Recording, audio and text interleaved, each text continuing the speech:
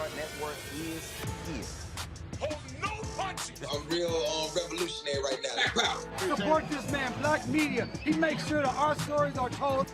Thank you for being the voice of Black America, Roland. Stay black. I love y'all. All momentum we have now, we have to keep this going. The video looks phenomenal. See, there's a difference between Black Star Network and Black-owned media and something like CNN. You can't be Black-owned media and be scared. It's time to be smart. Bring your eyeballs home. You dig?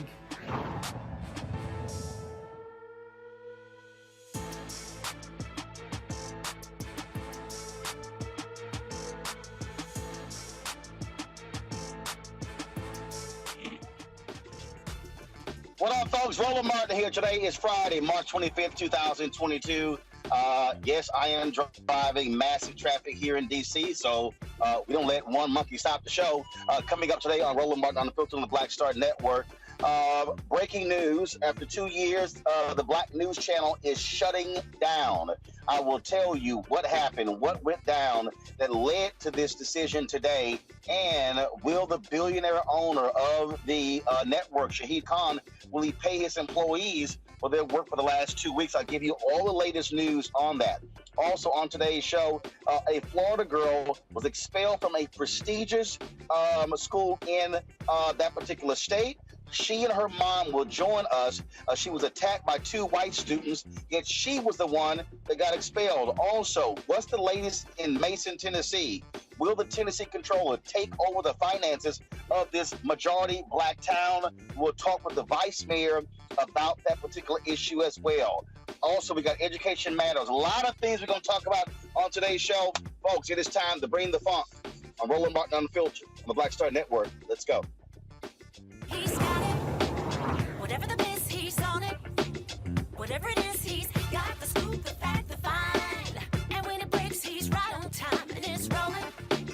Best believe he's knowing. Putting it down from sports to news to politics. With entertainment just for kicks, he's rolling. It's on go, roll, y'all. It's Roland Martin,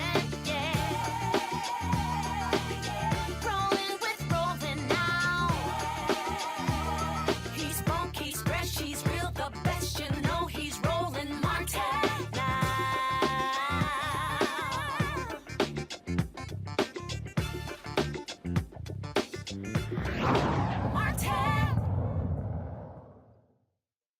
Folks, she is an honor student, an excellent student, a stellar basketball player. So why is Aaliyah Perry expelled from the Montverde Academy in Florida, folks? This is an exclusive story. She got into a confrontation with 2 white students. The white students came at her first. Why are they still there?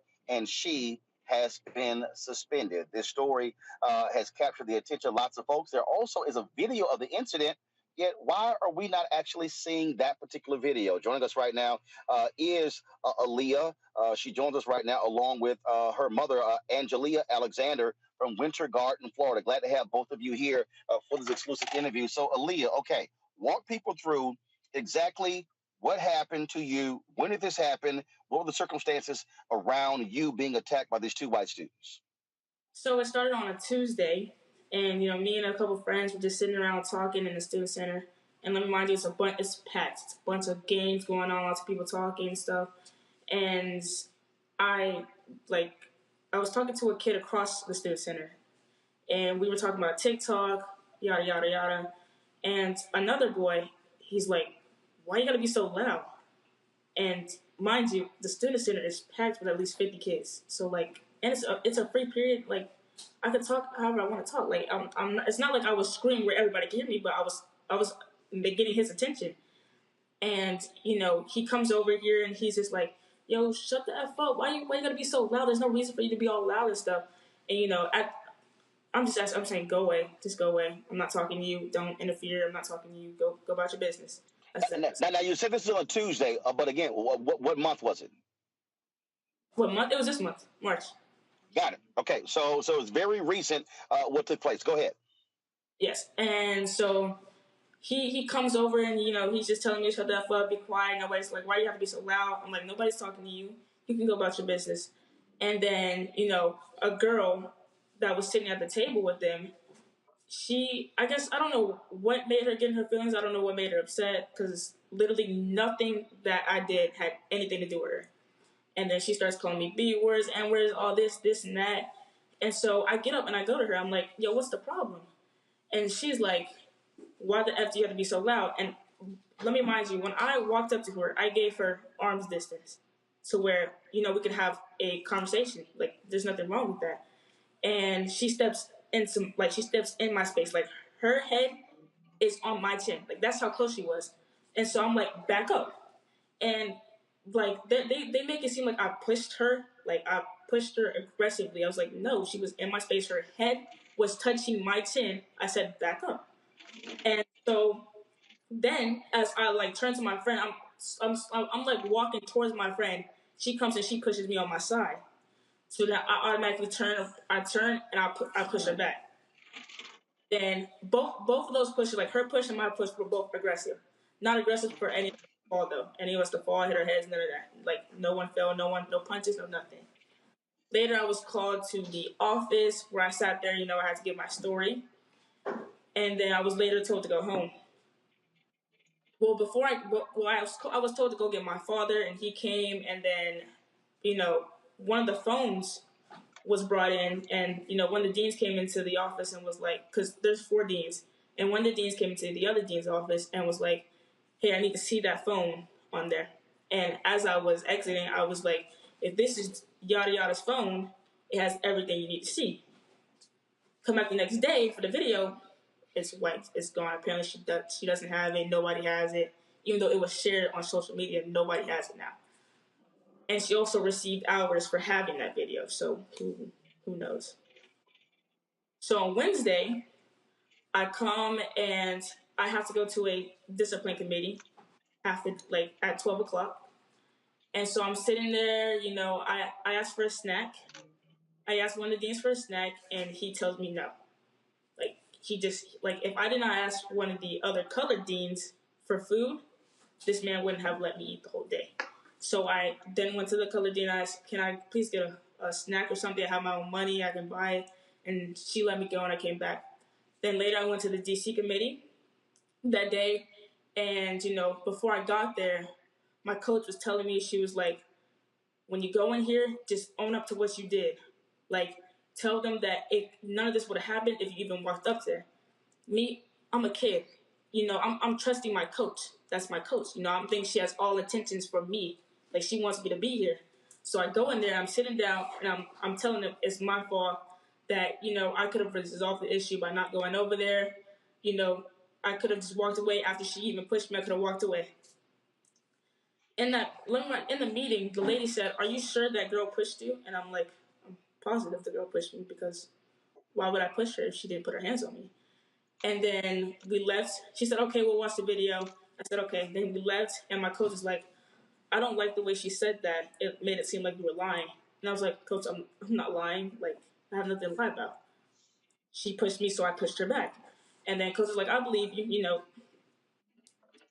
I'm thinking my coach is on my side. This whole time she's going to fight for me, have my back. Next day goes on. Again, I finished the rest of that day off. Then I was told by one of the other deans that I was going to have hours, suspension and hours, because I was already serving in school suspension. So he said that I would definitely have some hours I would have to work off, and then I would be probably suspended for another 2 more days, some more days. That's what I told my consequence was. Expulsion was never on the table. So then I come the next day, and I had bought me a sandwich from the student center that morning. I went to the office. I was like, hey, to the same dean that didn't let me eat yesterday, I have a snack yesterday. I said, hey, where do you want me to sit today? And he's like, what did I tell you about having food in an academic building? And I was like, sir, I haven't ate it. He just said, he snatched it out of my hand, just threw it in the trash can, threw my food in the trash can. So I hadn't ate that entire morning. Then later I was called into the head of the school's office, and I was in there for about 2-3 hours, and they were asking me questions. And he started off with the video, then he started asking me a bunch of questions. And then one of the, she's like a counselor sort of, and she was like, well, Leah's going through a lot, and I talked to her about maybe getting counseling or whatever. And he was like, well, why does she need counseling? And then I explained to him that my grandma had recently passed. And then he asked me, what schools have you went to? I told him I went to Orangewood and Foundation Academy. He said, those are very faith-based. I said, yes, sir. Then he tells me, well, you know, in life, when you grow up, you're realizing reality. No one gives a S. And I mind you, I have no parent, no coach in there, nobody else in there. It's just 5 adults asking me questions for 3 hours straight. And then he says, so what does this girl say to you that makes you want to go? So at any point, did they call you, Angelia? Did they call Aaliyah? Did they call your father? So why are they having conversations with you about this? And you, as a parent, you're not involved in any way in these conversations. Right. I never got a call. When it first happened, my daughter, what she did was she hit me a text. She said, "Mom, I'm in trouble." So as a mom, I'm like, "Oh my God, what happened?" So she was like, I pushed the girl. So I'm like, okay. So then I had to call the school and say, "Hey, listen, let me see this video of my child pushing another child because she's not aggressive like that. I mean, I teach her to stand her ground, but not to start things." So when I go into the office, I see the video, and all I see is my daughter sitting down, and she get up and just run and push the kid. I'm like, well, the video's skipping, and he's like, oh, well, we've been having IT issues. So I'm like, well, if the video's skipping, that's not accurate. We can't go off that video. So that was it. No call, no email. The only email I got was a Friday of spring break, 3:30 p.m. saying we have expelled your child. And it's not up for an appeal. My daughter, she's a National Honor Society student. All right, she's never been in an aggressive issue. Yeah, she's had cell phone, not wearing uniform. That's just normal stuff kids get into. But when you tell me that my daughter tried to hurt somebody and you put it in an email and then you expel her and then you think I'm supposed to go withdraw her out your school to transfer these records to another school, that's going to follow her. So, no, we're not doing that. So, yeah, no one told me anything. And so that's why we hear that. We hear because my baby needs justice. This is not right. When you got teachers that are calling me, telling me things, can vouch, it's not right. It's time people stand up for this school. And can I say something real quickly? Yeah, go ahead. So, the main thing that I wanted at first was, to be allowed to finish this year in person and go to Geico, because I play basketball. I'm one of the point guards on the team. So what is your classification at the school? You are a sophomore. I'm a sophomore. You're a sophomore. Okay, so this is your second year at the academy. Right. Okay, gotcha. And we're described as this is an exclusive academy. How many black students are there? What's the black population of this academy? How many students overall at this school? There's a bunch of students in general. Yeah, what I'm saying is that this academy with 1,000 students, 2,000 students. How large is the school? Yeah, it's about 2,000 kids. And how many black kids go to the school? Some of our international students, and then you have most of the black kids are athletes. Yeah, they play sports. Got it. Okay, so they make this. I'm sorry. So Aaliyah, you want to go ahead and make a point? Go ahead. Oh yeah. So at first I wanted to do this to go to school because she still gets to go to school even though she put her hands on me as well. And I wanted to play basketball because I play on a national team and we're about to head to Geico. But I don't even want to play Geico because I feel like my coach just wasn't there for me. That hurts. My coach wasn't there for me the entire time. That's crazy. So what I'm trying to understand is how do they arrive at the point of expelling her and there's no conversation with the parents? So does the school have a process when they decide to expel students? Is there some kind of system they have? Is there an appeals process? Or is it simply they make a decision, that's it, you're out? To be honest, I was told that, of course, the parents are supposed to be involved, especially I've been involved when she got a cell phone issue. They told me about that. Hey, your daughter got in trouble for having a cell phone out. You notify me about that, but you don't notify me about my child getting expelled until she gets expelled. You know, even with the coach, you notify me when you have an issue with her, maybe her and her teammates going back and forth, but you never reach out to me about this is big. My child has just gotten expelled, and you call me and tell me you didn't know about the process. She told me, "Oh, I didn't know about the process." What? How do you not know that one of your point guards is about to get expelled?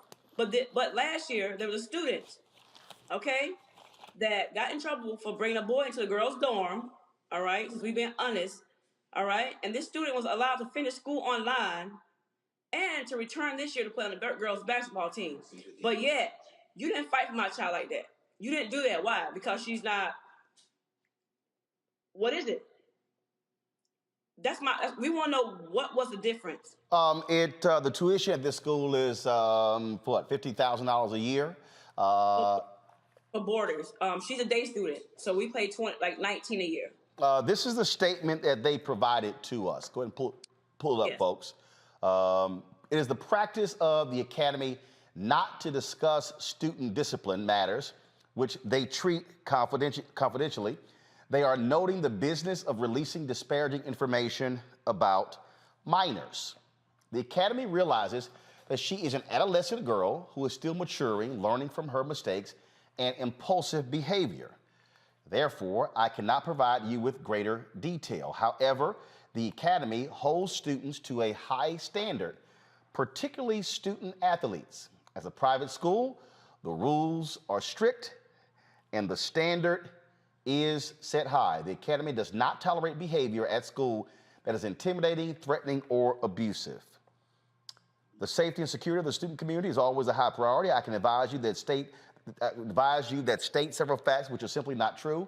The other student's father is not and has never been employed by the school. No students were told to delete videos. In fact, we are in possession of several student videos. In addition to videos, the school administration also spoke to numerous witnesses who saw the unprovoked attack, which was not defensive in nature. Finally, I would add that a student's entire disciplinary history is always taken into consideration when disciplinary consequences are determined. To say that she had no prior disciplinary history would also be false. The student's family is pushing a false narrative in an attempt to portray the student in a more sympathetic light.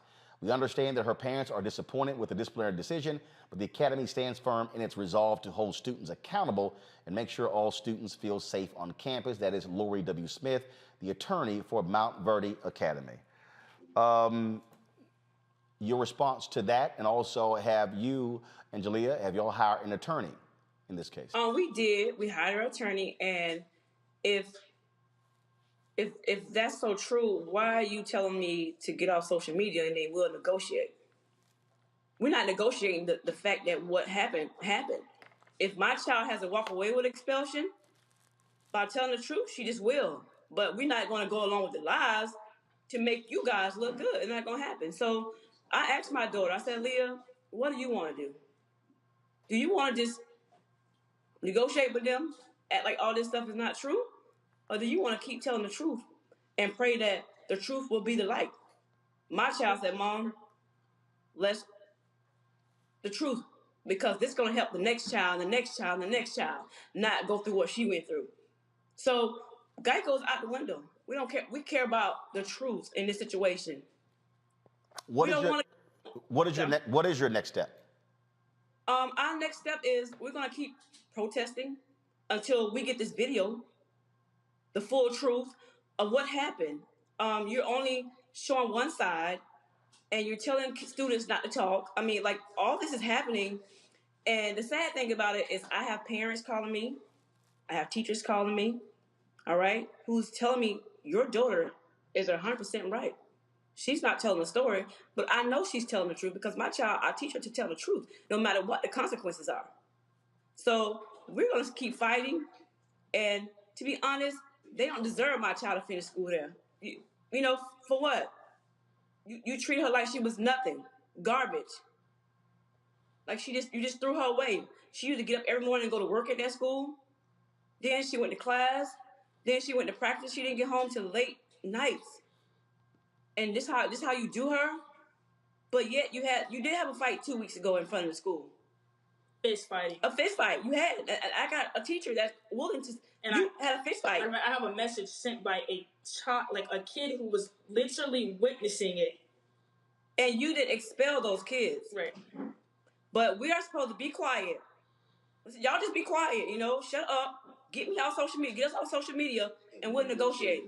That's not how it go. Because my child still got to live with this. It's not right. No. So all the threatening about, oh, they're gonna do this and gonna press charges. Your child is 18 years old. My child is a sophomore. She's 16. She's a minor. And something else I want to just add on to this is in that email he said I've had behavior issues. I've gotten in trouble for my cell phone and a polo.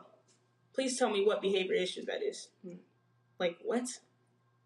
My polo and a cell phone? You have to be kidding me. And you know what? I'm going to read this message just because I feel like it's important. It plays a big role in this. So this girl, she doesn't know me. She's in one of my classes. We never speak to each other. You know, we did a protest earlier this morning, and this is the message she sent me. She says, "Hey, I just want to let you know that I support you. What you did today was very impactful. Don't be scared to stand up for yourself. I have been going to the school for a while, and no one has ever done what you did. Everyone is too scared to speak up, and you are very brave. Don't listen to what anyone says. There has been many fights at this school, and no one has ever gotten kicked out. So you're 100% correct with this. Everything that was on those posters are correct." It's true. It's there. And they can say, oh, well, you know, you're making the academy look bad. No, the racism there. Discrimination is there.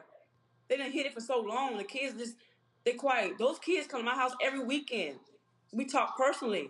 So it's there, but they're afraid to speak out. But my child gonna speak out. Because once again, it's gonna save the next child and the next child from going through what she went through. So no, we won't bend. All right. Aaliyah, Angelia, I appreciate both of you joining us to share your story. Certainly keep us abreast what happens next in this case. Thank you. I appreciate it. Thanks a lot. Folks, let's now turn to the story we told you about a week ago. That is the attempt by the Tennessee Comptroller to take over Mason, Tennessee. The comptroller of the state complained about the finances, the controls there in Mason, Tennessee, and he demanded that city officials give up their charter. They chose not to do so. The question is he still going to take over their finances? Again, this is an issue a lot of people have been talking about. Mason, Tennessee is a majority black town.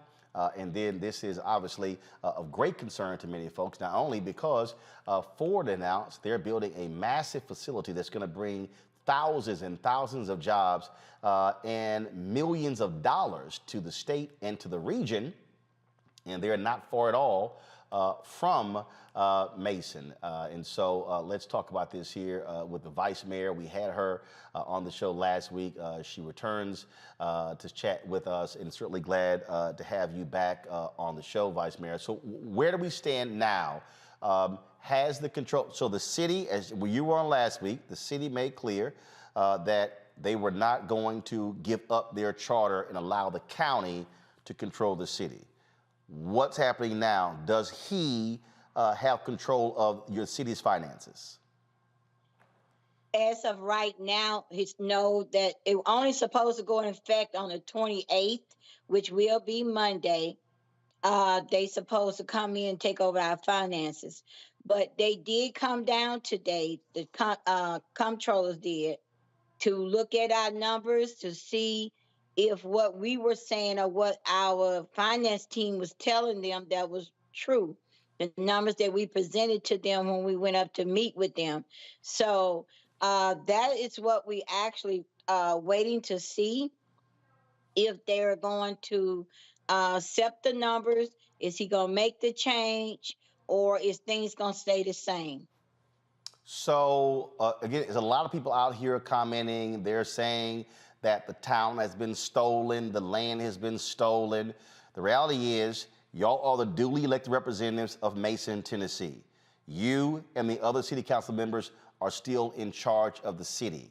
The only authority that they have is to take over the finances. And what does the state law say? How long does that last? How do y'all get it back? Walk us through that. Okay, well, as of now, we don't know how long they're gonna decide to leave it or to stay in control of our finances. All we do know is that they are going to come in, but again, we're gonna wait and see what their decision is going to be next week, because they got the numbers, they got the paperwork, they came down, they looked at everything. So, with that being said, hopefully by next week we'll know if they're gonna do their demands. And as of right now, they don't have control. And I want to let everybody know that we still have the mayor, we still have our officials. We did give up our charter, so they're not in control of the city, but they're just in control of the finances as of right now. So Jason Mumpower is the Tennessee controller, and y'all will know by Monday if they are going to take control of the city's finances. And what that means is that, I think, what is it? Any expenditure over $100, they have to approve? Right. Anything that any of our bills, of course, all of them are over $100. So we will have to wait till they approve it before we can even pay them. And they could be paid late because they may not get them back to us in time. And also we still can't apply for any grants unless they approve for us to apply for grants. Gotcha. All right then. Anything else, Vice Mayor Rivers, that we should know about what's happening there in Mason, Tennessee? What do you also want the public to be doing to assist you and the other city council members? Well, we just want you to keep making noise, keep letting people know, keep supporting us, and just spread the word that we're fighting. We're gonna fight to try to keep them from doing us in worse than they already are, because where they are and the demands that he has made on our finances can cause us to go into default with our bills. Because as we stand as of today, we are not behind on any of our bills. We're not in default on anything, our bonds, nothing. So with the control over our finances that he's trying to take, there's a possibility, because all he has to say, well, I'm not going to let you pay that bill right now. And if he make that decision, then we would go in default with everybody that we have contracts with, or we doing business with, or if we need a part for our fire department truck or our water department, we have to wait till he say that we can do it. All right then. Vice Mayor Virginia Rivers, Mason, Tennessee, we sure appreciate it. Thanks a lot. Thank you. All right, want to bring up my panel right now. Glad to have them with us. Killa Bethea, communications strategist. She joins us on the panel. Michael Imhotep, host of the African History Network. He joins us as well. Also, Chris Metzler, attorney. I see Chris there as well. Matt Manning also is joining us as well. Matt Manning, civil rights attorney as well. And so have all of them. But first of all, let me just throw this out, which I'm trying to quite understand, and y'all can talk about the first story, even the second one. This is one of those things that we talked about with the vice mayor last week, and that is, Matt, they're saying the issue they keep talking about took place long before they took over. And a lot of people, I keep people saying, oh, this sounds like Black Wall Street. Well, calm down. That's not what this sounds like. But it is important to be asking, wait a minute, it's like you're the controller. Why are you taking this harsh of a stance all of a sudden?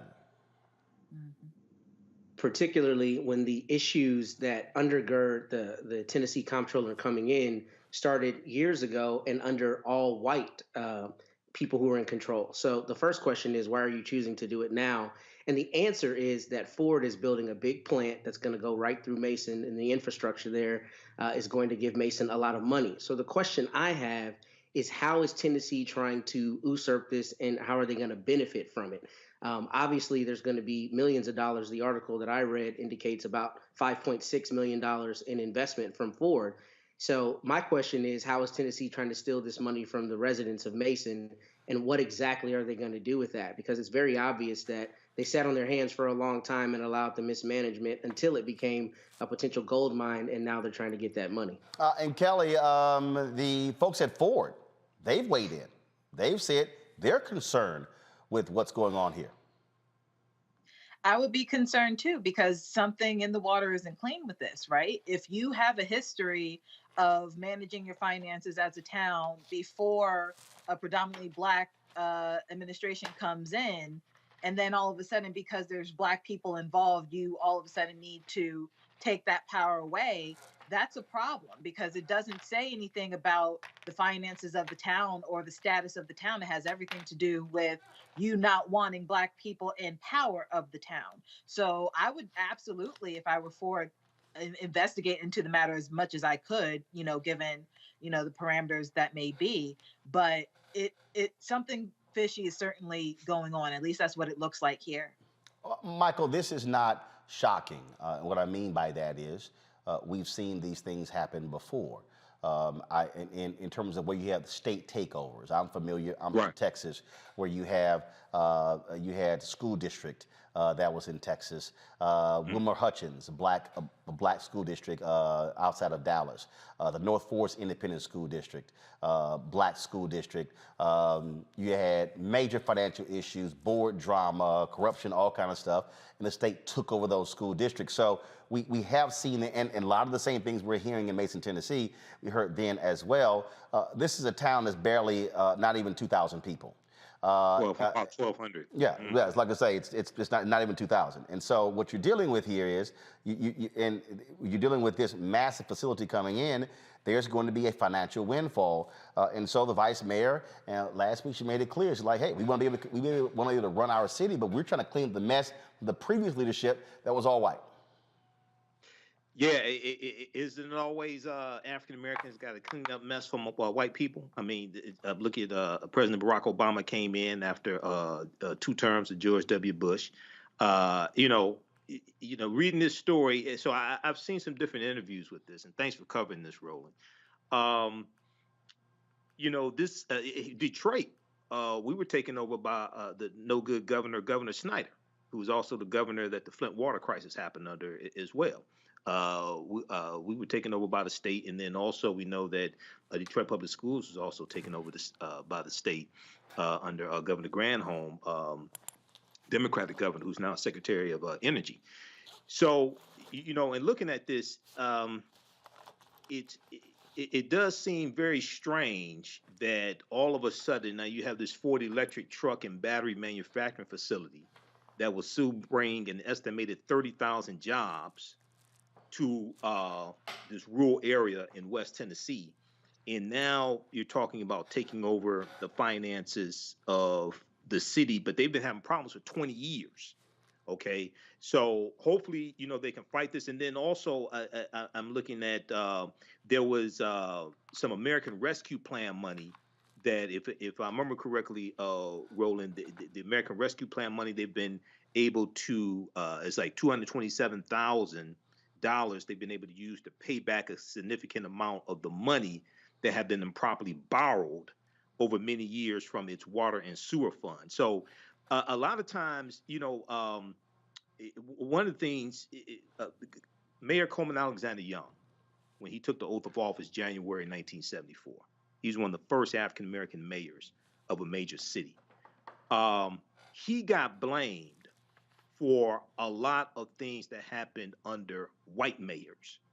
And around the country, when you go look at the first African-American mayors of major cities, when we took over those major cities, they were already on life support from what white people did, okay? But even though African-American mayors did make mistakes, they got blamed for a lot of this stuff. Detroit already had a declining population even before the 1967 Detroit Rebellion. Right. Okay, white people were already fleeing the city of Detroit. So, hopefully they're able to fight this and maintain control of the finances. But this is what they do, man. They put you in receivership so they can take over your city, take over your power, etc.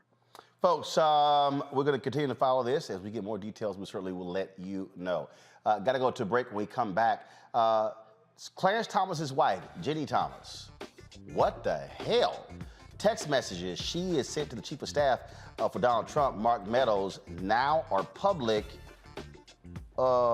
Clarence, you might want to talk. I know you never like talking to the Supreme Court, but yeah, you might want to have a few words so we can discuss what the hell are you doing? Yeah, we're going to break it down. You're watching Roland Martin Unfiltered right here on the Black Star Network.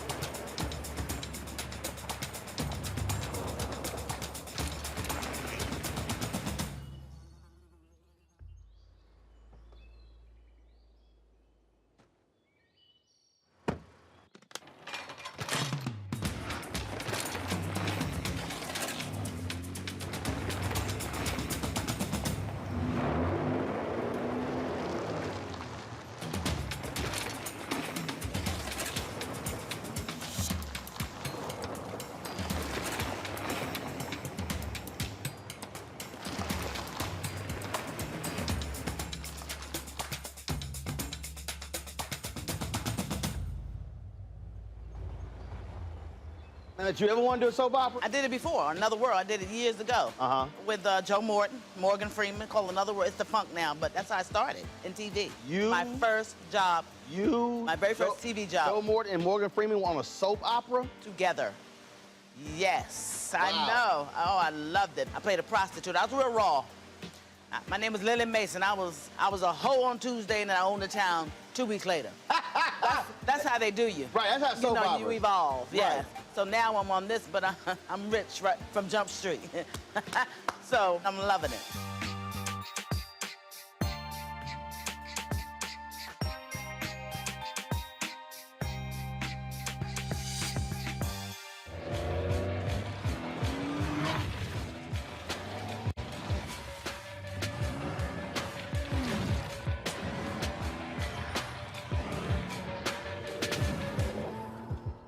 Hi, this is Essence Atkins. Hey, I'm Dion.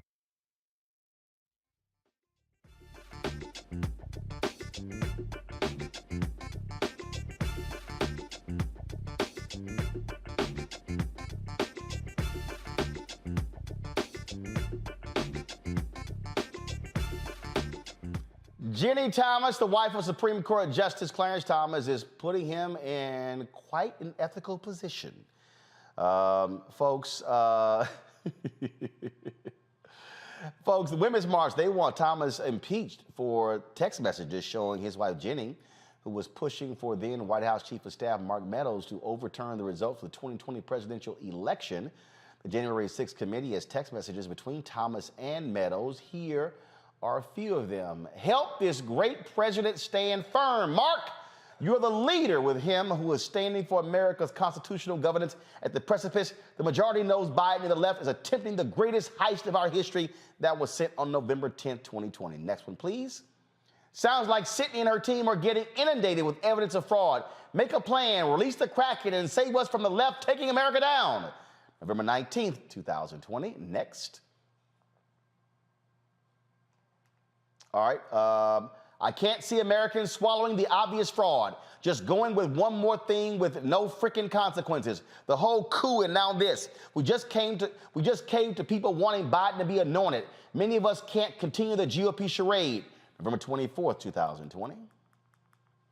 We're living through what feels like the end of America. Most of us are disgusted with the vice president and are in a listening mode to see where to fight with our teams. Those who attack the Capitol are not representative of our great teams of patriots for DJT. Amazing times, the end of liberty. That was January 21st, 2021. Now, folks, Here's the issue. Remember when Donald Trump sued and the case went to the Supreme Court? And they ruled 8-1 that Donald Trump did not have the authority to withhold his notes because he did not have the executive privilege. Only the sitting president can actually invoke that. Who was the one person who voted against? It was Clarence Thomas. Joining us right now, Dr. Christopher Mettler, a constitutional law professor from New York. Also, Dr. Patricia Broussard, professor of law, Florida A&M University College of Law, who joins us from Orlando, Florida. Glad to have both of you here. I want to start with you, Chris. Look, you're a conservative. You're a Republican. It's all good. But what do you make of the text messages and the level of involvement of Ginni Thomas, husband, Supreme Court Justice, and again, the case I just cited, 8-1, he was the one when it came to revealing that information? Well, what I make of it, let me start off by saying what I make of it is, remember one of the questions they asked Judge Brown Jackson, would she recuse herself from the Harvard affirmative action case? And she said yes. I want to know why Republicans have not been asking Clarence Thomas about his failure to recuse. Here, look, first of all, these are only some of the text messages. We know what we got from Mark Meadows, and then he stopped cooperating. Justice Department, of course, can get it on their own. But here's the thing. He had an obligation to a moral obligation, because obviously the court says it's up to them if they want to recuse or not. He had a moral obligation to recuse. Ginni Thomas and her role in conservative Republican nuts politics has been known for quite a while. It's just that in this case, there is the evidence that has come out. And he voted against it largely because, guess what? He didn't want Ginni's notes to be revealed. That's the only rationale for him being the only one voting against it. What this says is that the courts have to get serious about policing themselves. You know, it was John Roberts who said, well, let them police themselves. They're not even subject to the standards of other federal justices as it relates to recusal. And for the Republican Party, this is, again, yet another shame. Patricia, on that particular point that Chris makes, you have standards in place for members of Congress, for the executive branch. But this notion that the Supreme Court do whatever the hell they want to do, that's crazy. Well, yes and no. Yes and no to the extent that each branch of government is responsible for creating those rules and laws for themselves. It's part of how our Constitution was drawn up. It's just that the Supreme Court hasn't quite gotten around to it yet. They haven't gotten around to writing the rules to properly patrol themselves. But notwithstanding the fact that there aren't rules, they aren't subject to the same rules as the other federal courts, there's some common sense that comes into play here, right? And I also wanted to say, look, who is Brett Kavanaugh's wife? You don't know. What's her name? What's her sign? Who's Alito's wife? Does Sotomayor have a boo? You don't know. Because you're not supposed to know. These people are supposed to float in the background. Is it possibly paternalistic? Yes, but there's a purpose behind it. If you cannot depend on the credibility and the ethics of the court, then 1/3 of your republic is in the tubes. And so we shouldn't even know anything about Ginni Thomas. But as Chris said, we know too much about her. She's a nut job from way back when.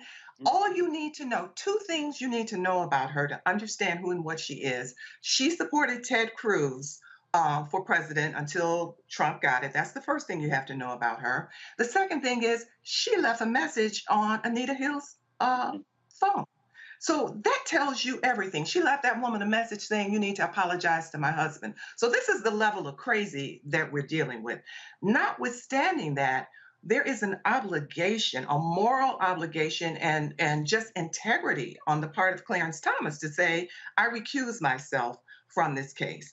He recused himself when there was a case, I think, against one of the schools in Virginia because his son was attending the school at the time, even though his son did not have anything to do with the case. He recognized that he was intimately involved with that subject matter, and he recused himself. So he knows the rules. He knows how the game works. He knows that for optics, if for nothing else, you recuse yourself. But he refused to do so because they had the goods. Mark Meadow got shaky and decided that he wouldn't cooperate, but not before he turned in some information. Now, my position is, if we know of 29 emails from the little bit of information he turned in, they're probably 129 at a minimum emails that were exchanged. So he knows the rules of the game. Chris, on that particular point, just a couple of weeks ago, it was Justice Clarence Thomas talking about how we need to keep politics out of the Supreme Court. You're sleeping with politics. Yeah, and as it relates to Ginny, from the very beginning, she is a daughter of the Republican Party in Virginia.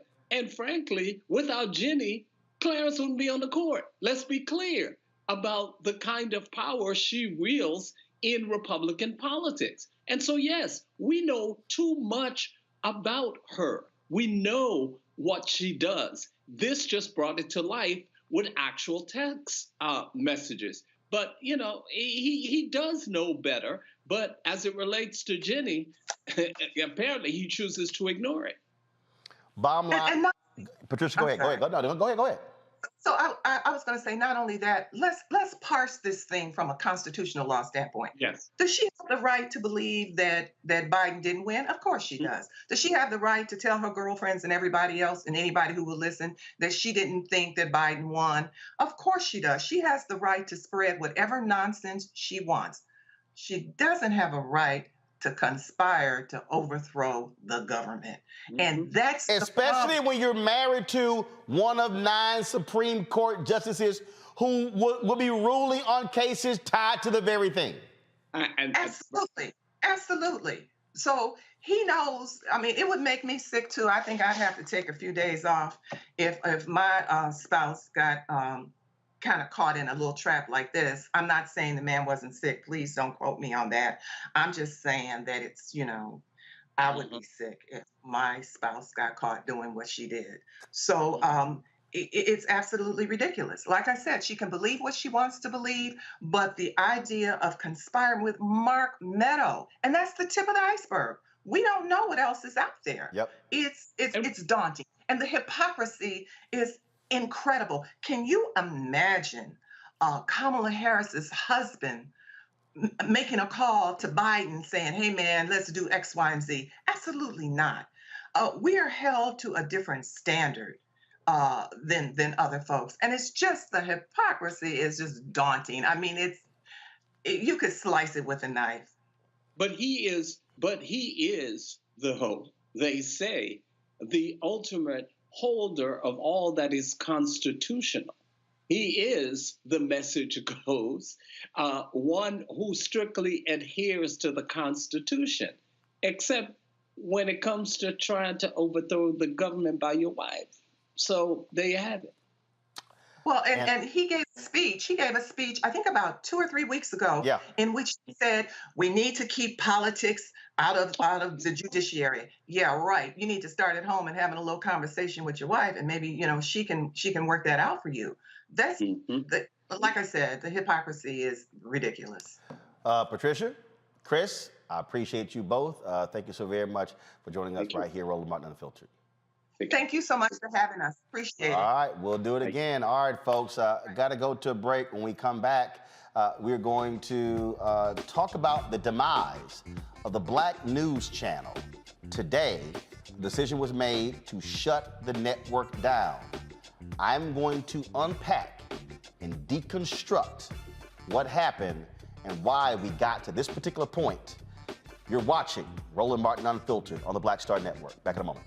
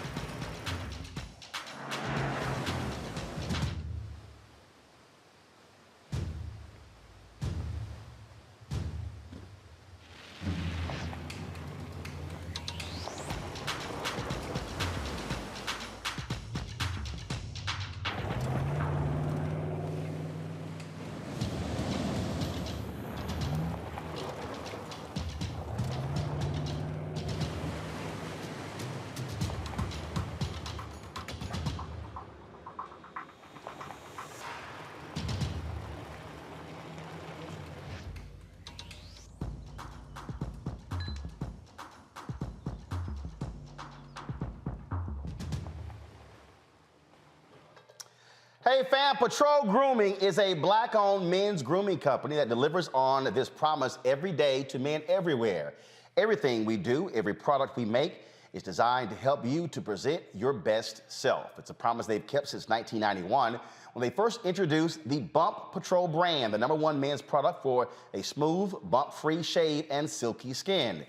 Millions of customers count on their exceptional skincare products, which can be found at more than 30,000 retail stores in more than 50 countries around the world. Now you can have exceptional beard and skincare products that are as unique as you. Fellas, as we prepare to head back out into the world as COVID restrictions are being lifted, it's time to get our groove back.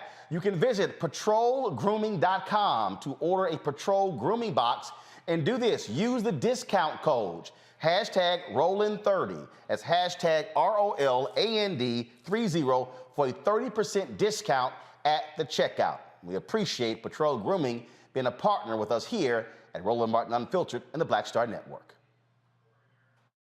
On the next A Balanced Life, as we grind down to the end of another long winter, it's easy to slip out of balance and into the foggy doldrums. On the next A Balanced Life, ways to push through the gray days until the warm days of spring arrive. Join me, Dr. Jackie, on A Balanced Life on Black Star Network.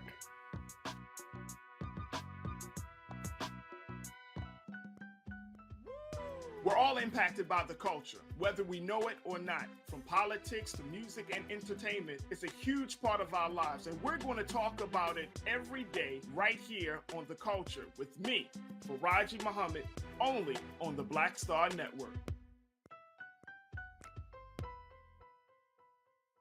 Now, did you ever want to do a soap opera? I did it before, Another World. I did it years ago.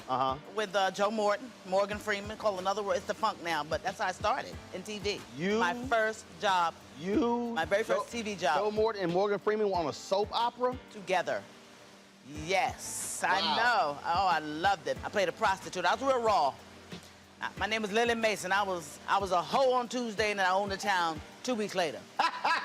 that's how they do you. Right, that's how soap opera. You evolve, yeah. Right. So now I'm on this, but I'm rich right from Jump Street.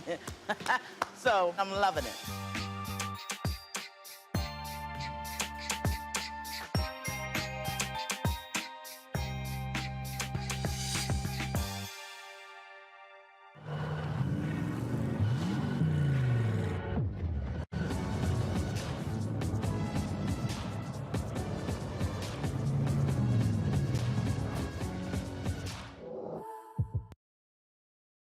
This is Judge Mathis. What's going on, everybody? It's your boy Mac Wiles, and you are watching Roland Martin Unfiltered.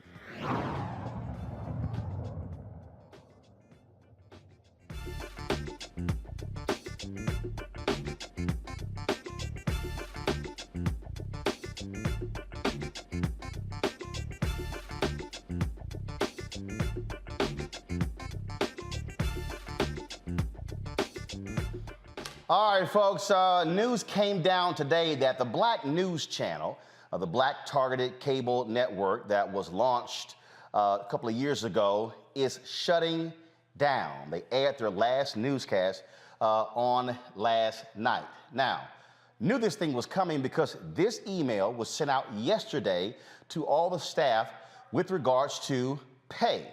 So pull up the email showing the pay, please. Thank you. Pull it up. Thank you. Pull it up. That email went out. BNC staff, the March 25th payroll deposit will be delayed. We sincerely apologize for any inconvenience this may cause. We are actively working to resolve this matter quickly and will advise you with an update as soon as possible. Thank you for your understanding.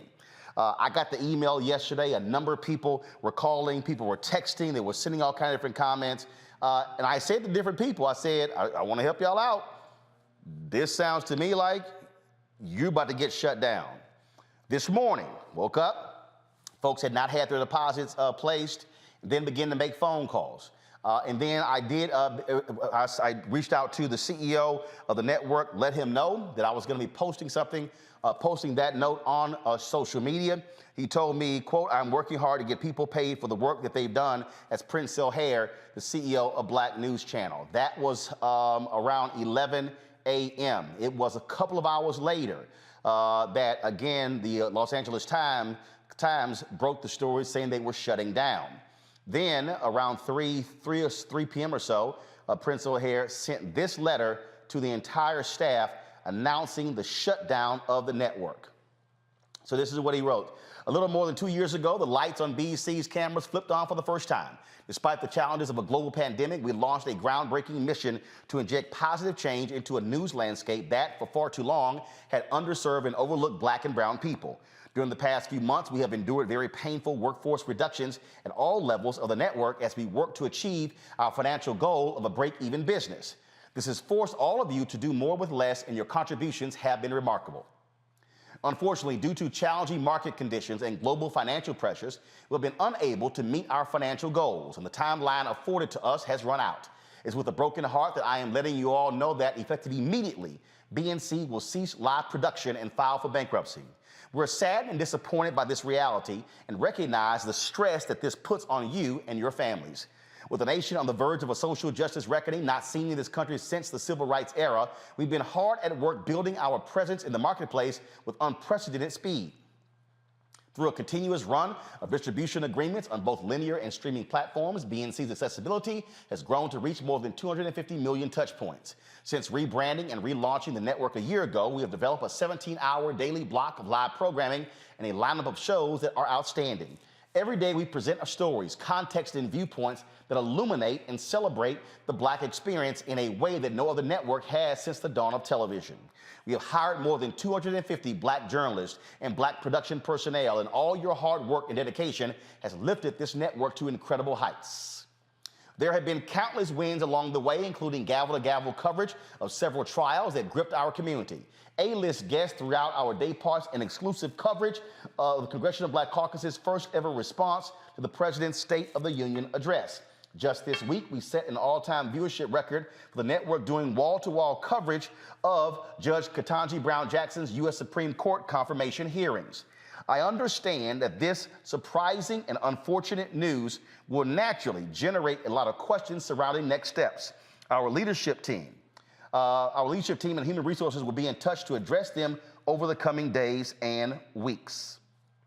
Please know that I am thankful for all of your hard work and deep commitment to our mission. We have differentiated ourselves, and your achievements over the last 2 years should be an immense source of pride that you will carry throughout the rest of your careers. In the meantime, please take care of yourselves and each other, and remember that we built something great here. BNC, or something very close to it, will surely return at some point because the world needs it, and all of you have proven it can be done. Sincerely, Prince O'Hare. All right, folks, so let me unpack this so you can understand what went on here. BNC actually launched. They made the announcement in 2019. Former Congressman J.C. Watts, it was his vision to launch a Black news cable network. He had been trying to do this for more than a decade. And he and I communicated in March of 2018 because I'd asked him what was the state of it, and he said that investors were going through the process of vetting their financials, and then it was later that year, probably around December, when they actually began to close on it, and then they announced they were going to be launching. They kept having the date pushed back and pushed back. They didn't launch until really February 2020. But a major investor did come in, Shahid Khan, the Pakistani-American billionaire who is the owner of the NFL Jacksonville Jaguars. He came in and invested $50 million into Black News Channel, thus becoming the majority shareholder. So Black News Channel went from being a Black-owned cable network to a Black-targeted cable network by virtue of him being the majority owner. This is JC and Shahid Khan talking about the Black News Channel before they launched. Now the time to launch a TV network focused on the African-American viewer. Well, Catherine, the Black News Channel is culturally specific to the African-American community. You've got 200 plus stations on any cable system. We are the one location that you can come and find out about wellness, culture, current affairs as it relates to the African-American community. So we launch November 15th of this year, and we're looking forward to creating a venue that African-Americans can find culturally specific issues pertaining to them. Congrats! Shad, you're an investor in this channel, and I'm wondering, when you looked at this, how do you think that the Black News Channel will compete against news networks that already have the resources? Well, I think it's going to do real well. To add to what JC was saying, it's specific needs of a community that's really underserved, the African American. It's great for me to be part of it. It's been under planning for a long time, and then to come in and help provide financially so it launches and launches well. You heard there where J.C. Watts said that they were launching in November of 2019. That got pushed to December, then January, then finally in February. So they launched in February 2020. Well, guess what? After they launched, the co-CEO, Bob Brilliante, he was actually let go. They announced he was moving on to pursue other opportunities, but he was let go from the network. He, of course, launched the Florida News Channel. And of course, he always had his idea of actually doing a Black news network. Folks may not realize that when you had Major Broadcasting Cable Network, they had partnered with him to actually do something similar to BNC, and so they did it first. This is a photo. This is a This is a story right here in the Tallahassee newspaper when he stepped down after a couple of months. You see, the story was dated April 13th, 2020. So here's what happened after that. You see that this was their original logo right here. Then they brought in Prince O'Hare, longtime television news executive. He eventually became the CEO, and he led a massive rebranding of the network. You see that logo that's right behind him? That was their new branding. They changed their whole slogan to Truth, and they went through all of these different changes, and then they went on this huge hiring spree, hiring a number of people. You heard in the letter he wrote, they referenced the 250 Black journalists and production folks that they hired. Here was the fundamental problem with Black News Channel, because people have been asking me this question: why did this fail? Why is it didn't succeed? What's going on? What's the whole deal here? The reality is this here. It was the absolute worst time to launch a cable network. Why? Because the world had been changing. The cord cutting came in. People began to get rid of cable. And then they began to go towards online. I told J.C. Watts directly, don't launch a linear network. Launch it as a digital network. I said, why? More cost effective. You can grow it faster and larger, and you're not going to be able to spend as much money. Now, why does that matter? A lot of people out there are saying, this ain't right. I mean, this man is a billionaire. He got the money. Y'all, folk who are billionaires ain't in the business of losing money. That ain't what they do. They see what's going on. If you don't see the profit potential, I'm cutting ties. My understanding, for the last 3 months, he's been struggling and not wanting to fund what's been going on. You read the letter where they had the layoffs in December. Those were not enough layoffs. They were burning too much cash. So the first mistake they made was launching a linear network. Now, I need y'all to understand the cable business. You know, the cable business, how it has always worked, you get paid for subscribers.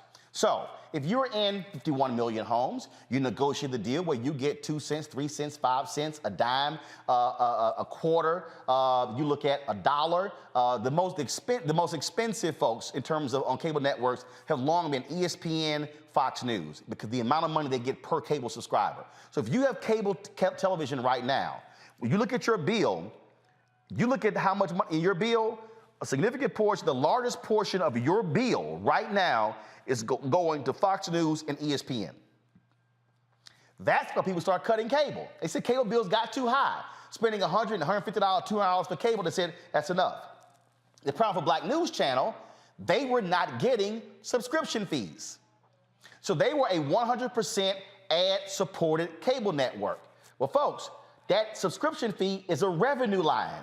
That means that you're airing on the network hoping folks are watching. You need to have high numbers so you can actually get advertising. When you don't have high numbers in cable, you get what is called bottom of the barrel advertising, which is direct marketing. What's direct marketing? That's when you're sitting, seeing those commercials with a 1-800 number attached to it, and it's Joe Namath doing some kind of insurance pitch, or Jimmy J.J. Walker. That's direct marketing, folks. Those are the commercials that you're seeing. Those commercials, you get money, It's a low amount of money. So those were the majority of the advertisers that were on the network. They were only averaging, a few months ago, 4,000 viewers in an hour. Now, the numbers begin to improve, begin to go up around 10,000. This week, because of the confirmation hearings, is their best ever numbers. Their best ever numbers. And so, well, guess what? It got cut. Now, you're watching and you might be saying, wait a minute, this guy Shahid Khan, he put in $50 million. My goodness, how in the world is it they somehow could not solve this thing and figure it out? Let me unpack that as well, folks. I need y'all to understand the economics. There's a whole bunch of people been tweeting me all day. I don't understand why this couldn't work. I don't know, why couldn't some black celebrities get together and buy it? Why couldn't Byron Allen buy it? Y'all, if a billionaire Shahid Khan cut ties, why in the hell would Byron Allen or somebody else do it? Now, I was told that Byron Allen did offer $30 million to buy the network. Khan did not accept that. He wanted $100 million. Why? He'd already put in $50 million. But even at $30 million, really didn't make any sense because Byron could simply take that money and put 10 or 15 million in his Griot channel and the Griot website, build up their news side, and you don't have to assume all the debt from the Black News Channel. Second thing is, you were not big enough from a marketing standpoint. A lot of people said, I never heard of the Black News Channel. You didn't see billboards and commercial and digital ads. You didn't see a major social media presence. That costs money. So let me tell y'all what went on. Now, I did have some negotiations with them. When Bob Brilliante was co-CEO of the network, they approached me about hosting a show on the Black News Channel. We met here, did a conference call, we met here in DC. This is a true story, y'all. I've never told this publicly. People who know me personally, I've discussed this offline. They met with me and they wanted me to host a primetime show, 30 minutes, which first of all made no sense whatsoever. You don't host a 30-minute damn show, you do the whole hour. It's a 24-hour network. If you do a 30-minute show, you gotta put another 30-minute show behind it. But that made no sense. So they wanted me to host a 30-minute show, and they were gonna have Larry Elder follow me, and they offered me $85,000 to host a 30-minute show. And then they wanted me to also utilize my social media, promote the network. I said, I'm not even responding to that offer. I'm sorry, I made $85,000 running Tom Jones' website, blackamericaweb.com in 2001. Do you actually think, after what I've accomplished over the next 18 years, I'm gonna take $85,000? Hell no. So I told them I'm not taking that offer. And so I said, if y'all wanna be serious, y'all come back and holler at me. So they never did. Princell came in, they never called as well, and I was fine. I told them, we're just fine here at Roland Martin Unfiltered, the Black Star Network. My employees have always gotten paid on time, never been late, not even 1 minute, and we've been in the black since the 14th month we've been in operation, so we're good. So they spend all of this money here beyond going linear, and then you talking about not going digital. When Princell came in, I know Princell very well, years in the National Association of Black Journalists, but he made some fatal mistakes. The biggest mistake, he hired way too many people at high salaries, and that caused them to have way too much money going out of the door and not coming into the company. You simply have to be able to control your expenses when it comes to your revenue, otherwise you're going to be DOA. Now let me show y'all something I need y'all to understand when we talk about the business of the business. Because see, too many of y'all, I've seen y'all tweets and y'all comments, y'all get enamored with the content. Let me explain something to y'all. The content don't mean nothing if ain't nobody watching. The content don't mean nothing if ain't nobody buying. Now, y'all need to understand, I was one of the first folks to work for TV One. In fact, what y'all may not realize is when Jonathan Rogers met with Alfred Liggins at the cable show in New Orleans to talk about launching TV One, Jonathan had drinks with me before he had drinks with Alfred. I walked him over to his meeting with Alfred. When Jonathan closed the deal to become the first CEO of TV One, I got the phone call. TV One's name hadn't even been decided yet. And Jonathan said, your voice is needed, I'm gonna bring you on, but I need some time to do so. So let me explain to y'all something. This is how much Jonathan Rogers had to build TV One in the first 4 years, $130 million. I'm right here on my iPad. He had $130 million to spend to build TV One over the first 4 years, okay? $130 million. Now, y'all heard what I said. How much was the investment of Khan? Now, you also had other investors. So probably the total investment for Black News Channel was likely this, $60 million. $60 million. Now, you go, wait a minute, hold up. 60 million? Which means if you got a 5-year plan, bro, this is real simple. The only thing you could spend per year is that, $10 million. That's not what happened. They hired all these people. They had crews all around the country. They brought in a number of high-paid hosts, high-paid executive producers, and I understand why Prince Hill wanted to do that, because you wanted to have a strong look and you wanted to compete. But let me explain something to you, folks. Competing means nothing if you don't exist. You can look good for a short while, but it means nothing if you go out of business. Now, you might ask, well, why does that, have we heard that before? Yep. Y'all ever heard of something called New TV? New Urban Entertainment TV? Yeah, you may not remember that. New Urban Entertainment TV was a Black cable network that came out in the early 2000s. Go to my pad, please. This is a story from Multi-Channel News. They survived about 3 years. They were really operational for 2 years. You had Dennis Brownlee was the founder. You had Quincy Jones was involved. There was another official who used to be with AT&T. He was involved. They had $15 million when they raised. You know what they did? Launched a news show. They covered Tom Joyner's wedding to Donna Richardson Joyner. Had all this sort of content.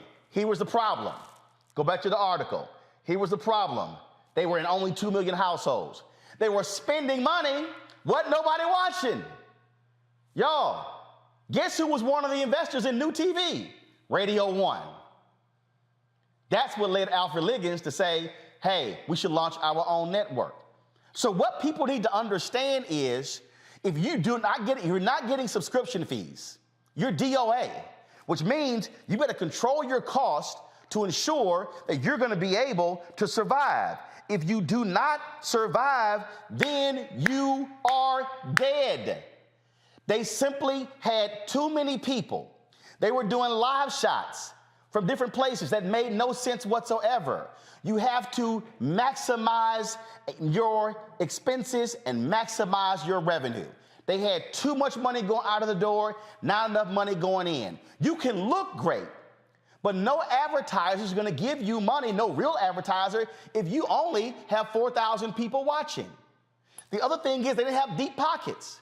Let me explain something to y'all. Let me pull this up so y'all can understand.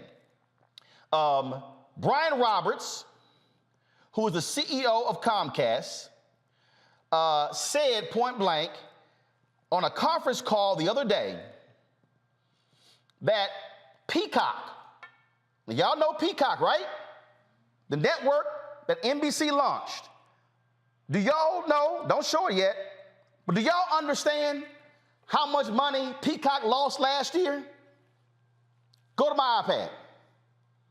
Last year, Peacock, the new streaming network of NBC, lost $1.7 billion in 2021. $1.7 billion. Y'all, in the same article, he said, come right here, go back. For 2022, Comcast expects Peacock losses to total about $2.5 billion as its investment in content doubles.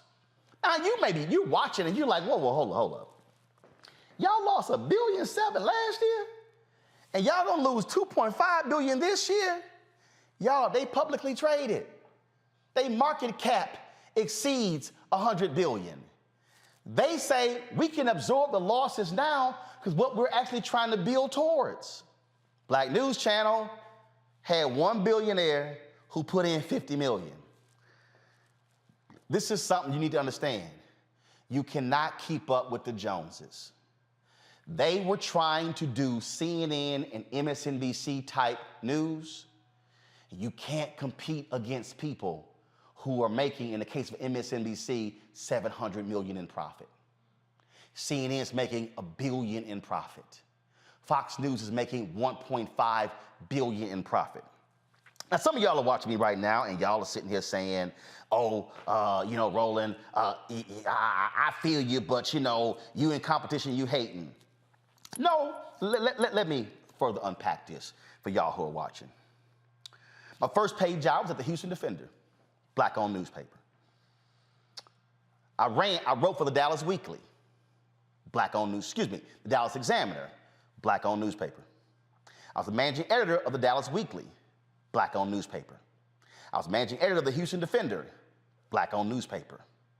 I was the editor of Tom Joyner's website, blackamericaweb.com, black-owned website.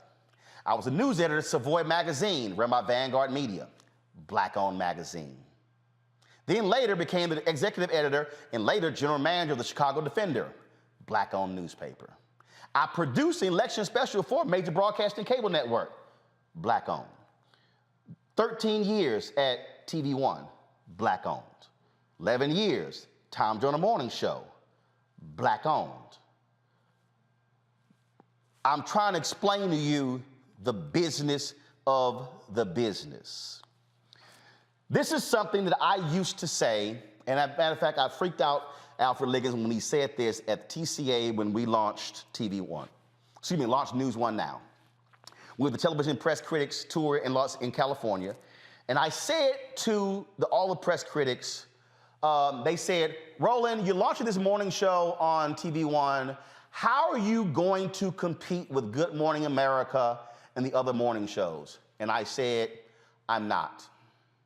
They go, I'm sorry, what do you mean? I said, I'm not. I can't compete with them. The Today Show car budget is bigger than my budget. I said, but here's something that the Today Show cannot do. They cannot out-black me. They said, whoa, and even Alfred went, whoa, I've never heard that. I said, well, you hear it now. When I ran the Chicago Defender, I couldn't compete with the Chicago Tribune and Chicago Sun-Times. Couldn't. They had way more money and resources. But they couldn't out-black me. See, what out-black me means is, when there's a news story, you can't out-black me. I'm a lock and load on that story. So you might ask, well, Roland, what should a black news channel have done? First and foremost, you should not have had programming running from 10 a.m. to 7 p.m. that was live. It's a total waste of money because, frankly, nobody was watching. It's a waste of resources. Your focus should have been solely on building your primetime hours, 7 p.m. to 11. That's 4 shows. That's 4 hours. You then run those shows 2 more times in the 24-hour period. That means that those 4 shows now take up 12 hours of your 24-hour block. What you then do is take advantage of free content such as congressional hearings, which you're allowed to use by fair use, even though C-SPAN shows them, because the cable contract says they have to provide that free to anybody who wants to use it. You also go acquire very inexpensive documentaries, and you put together a programming schedule, and you methodically build your network by watching your dollars. So if you had $50 million, and you say, listen up, we're only spending $10 million this year. Folks like, yeah, but no, I don't want to hear it. When I was at TV One, had a brother, he used to work at BET. He was like, we got to go do this. If this was BET, we were at ABC. I said, stop. We ain't at ABC. So don't tell me what ABC will be doing and how much they will be spending, because we ain't at ABC. Now, see, some of y'all watching right now, let me explain to you how you don't get caught up in running with the Joneses. Do y'all see this table right here? Y'all see this table right here? This was one of the original tables we used on the show. Kelly remembers. She used to come into the studio. This was one of the tables she would sit behind. The black chair I sit in, this was our set. We had 4 of these tables and 4 chairs. You know why? We couldn't afford no damn set. I wasn't stupid. I wasn't spending a crazy amount of money. So you know what I did? I waited. Did I want a news desk? Yes. Could I afford a news desk? No. So what happened? By the second year, Take the shot, Henry. We bought this. It cost us $8,000. We couldn't afford it in the first year. Hello. Come back. We're now in a new studio, 5,200 square feet, 5 different sets. I couldn't afford that. I couldn't afford the robotic cameras, but we methodically built. That's what Black News Channel did not do. They did not conserve their resources to methodically build. They tried to grow too fast. Pull up the letter that Princell wrote. And he said it in the letter. Go to page 2 and then page 3. The letter from Princell. He said it. We grew at a remarkable, what does it say? We've been hard at work building our presence in the marketplace with unprecedented speed. You spent too much money, Princell. You did. Khan is a businessman. He was not going to put another $25 million into a venture that was going to keep losing money. Now, a lot of people were talking about, there was a whole lot of issues in terms of what were they going to do. People have not been getting paid because today was payday. Before I came on the air, I got a phone call that they did get him to verbally commit to pay all of the employees through today's pay period, which meant for the folks who ran the last 2 weeks, they're going to get paid. This tweet by Mark Lamont Hill was posted before that happened. This tweet went up. Go ahead and show it. This tweet here went up. You see at 4:47 p.m. That Khan was refusing to give people their paychecks today. Hundreds of employees, many of whom already took significant pay cuts, are now being denied money they've already worked for. Khan, a billionaire, simply says he doesn't want to pay it. That was at 4:47 p.m. I got the phone call, y'all, at 6 p.m. that Khan agreed to actually pay the employees. So that is happening. What I need people to, I'm going to close this way, what I need people to understand, because somebody asked me, well, how's Univision and Telemundo successful? First and foremost, Univision ain't an American network. Univision is seen throughout the entire Spanish-speaking world. Telemundo, same thing. You cannot make the comparison. I need folks to understand that also how you build a network, you have to be able to manage your finances and understand how to grow it. Even though people think you're going to get millions of people watching a show, that's not it. On an absolutely fantastic, unbelievable, crazy day, we would have 130,000 total people watching News One now. 130,000. I don't think we ever hit total 150,000 viewers. We were in 58 million homes, y'all. We had 52 Radio 1 stations promoting TV One.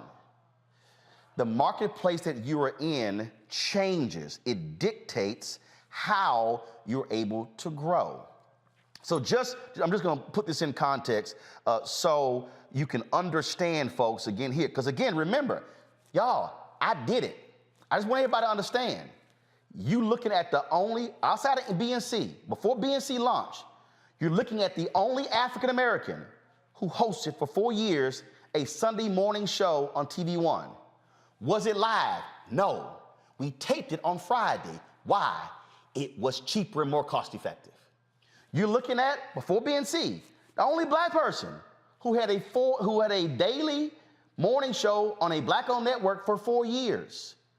So that's for 8 years, y'all, from 2009 to 2017, September 2009 to December 2017, where I had the experience of how do you compete in a marketplace with a show on a Black-owned network.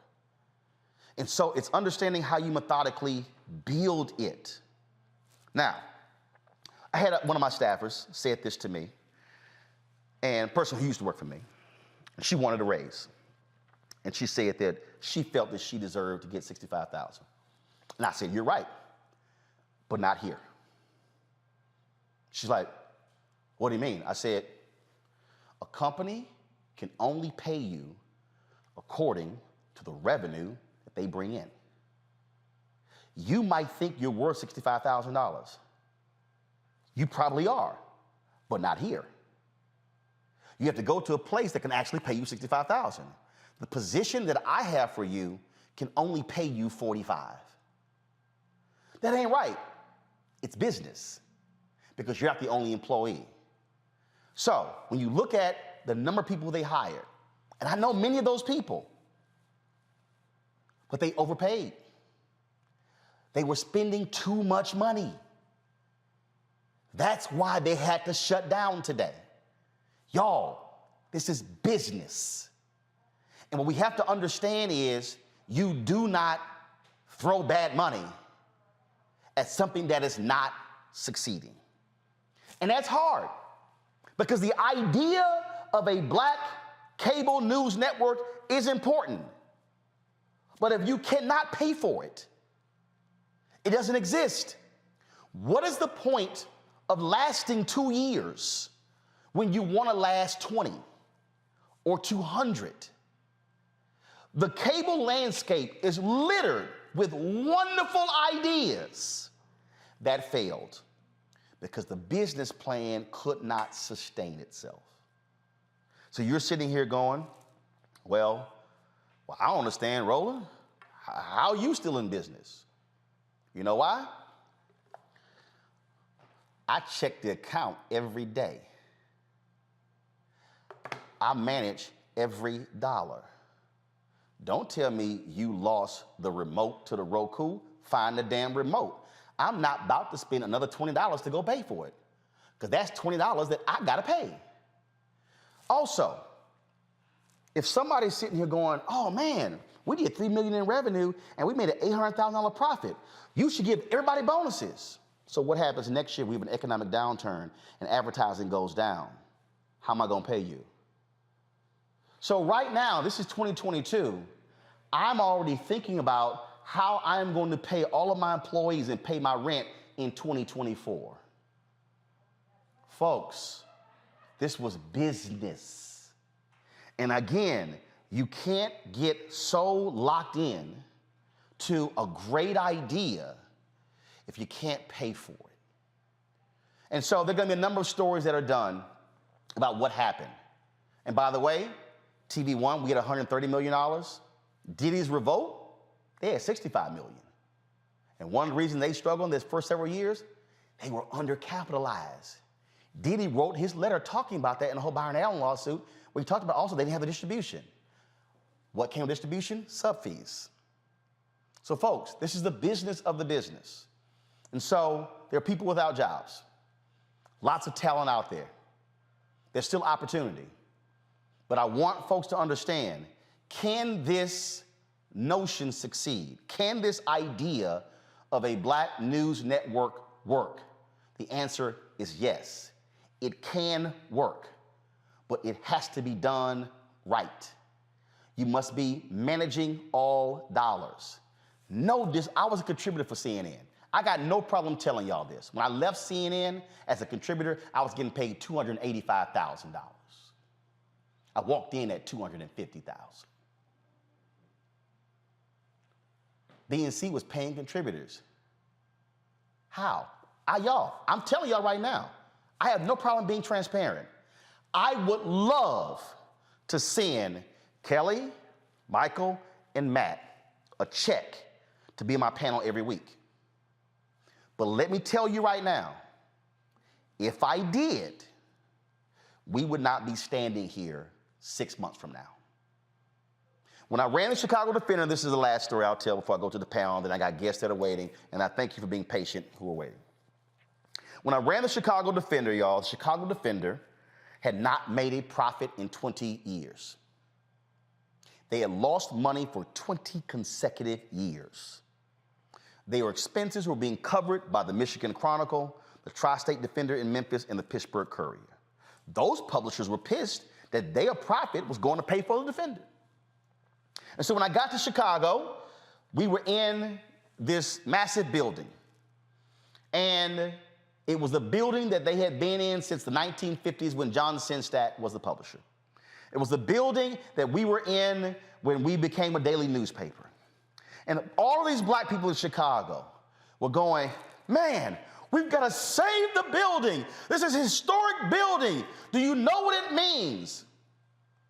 You had the black historian, he just passed, his name escapes me right now. He just died. And he did an interview in front of the Defender.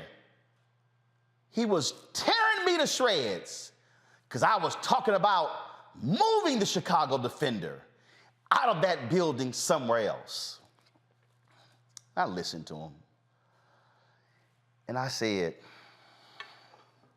if we had to refurbish the building, we were only using 10% of the building. If we had to refurbish the building, it would cost $7 to $9 million to refurbish the building. The entire company wasn't worth $7 million. So I said, y'all got to make a decision, Chicago, Black Chicago. Y'all want to save the paper or save the building? You got to pick. Yes, I moved the paper to a new building to save it. We lost money my first year. We made a $100,000 profit my second year.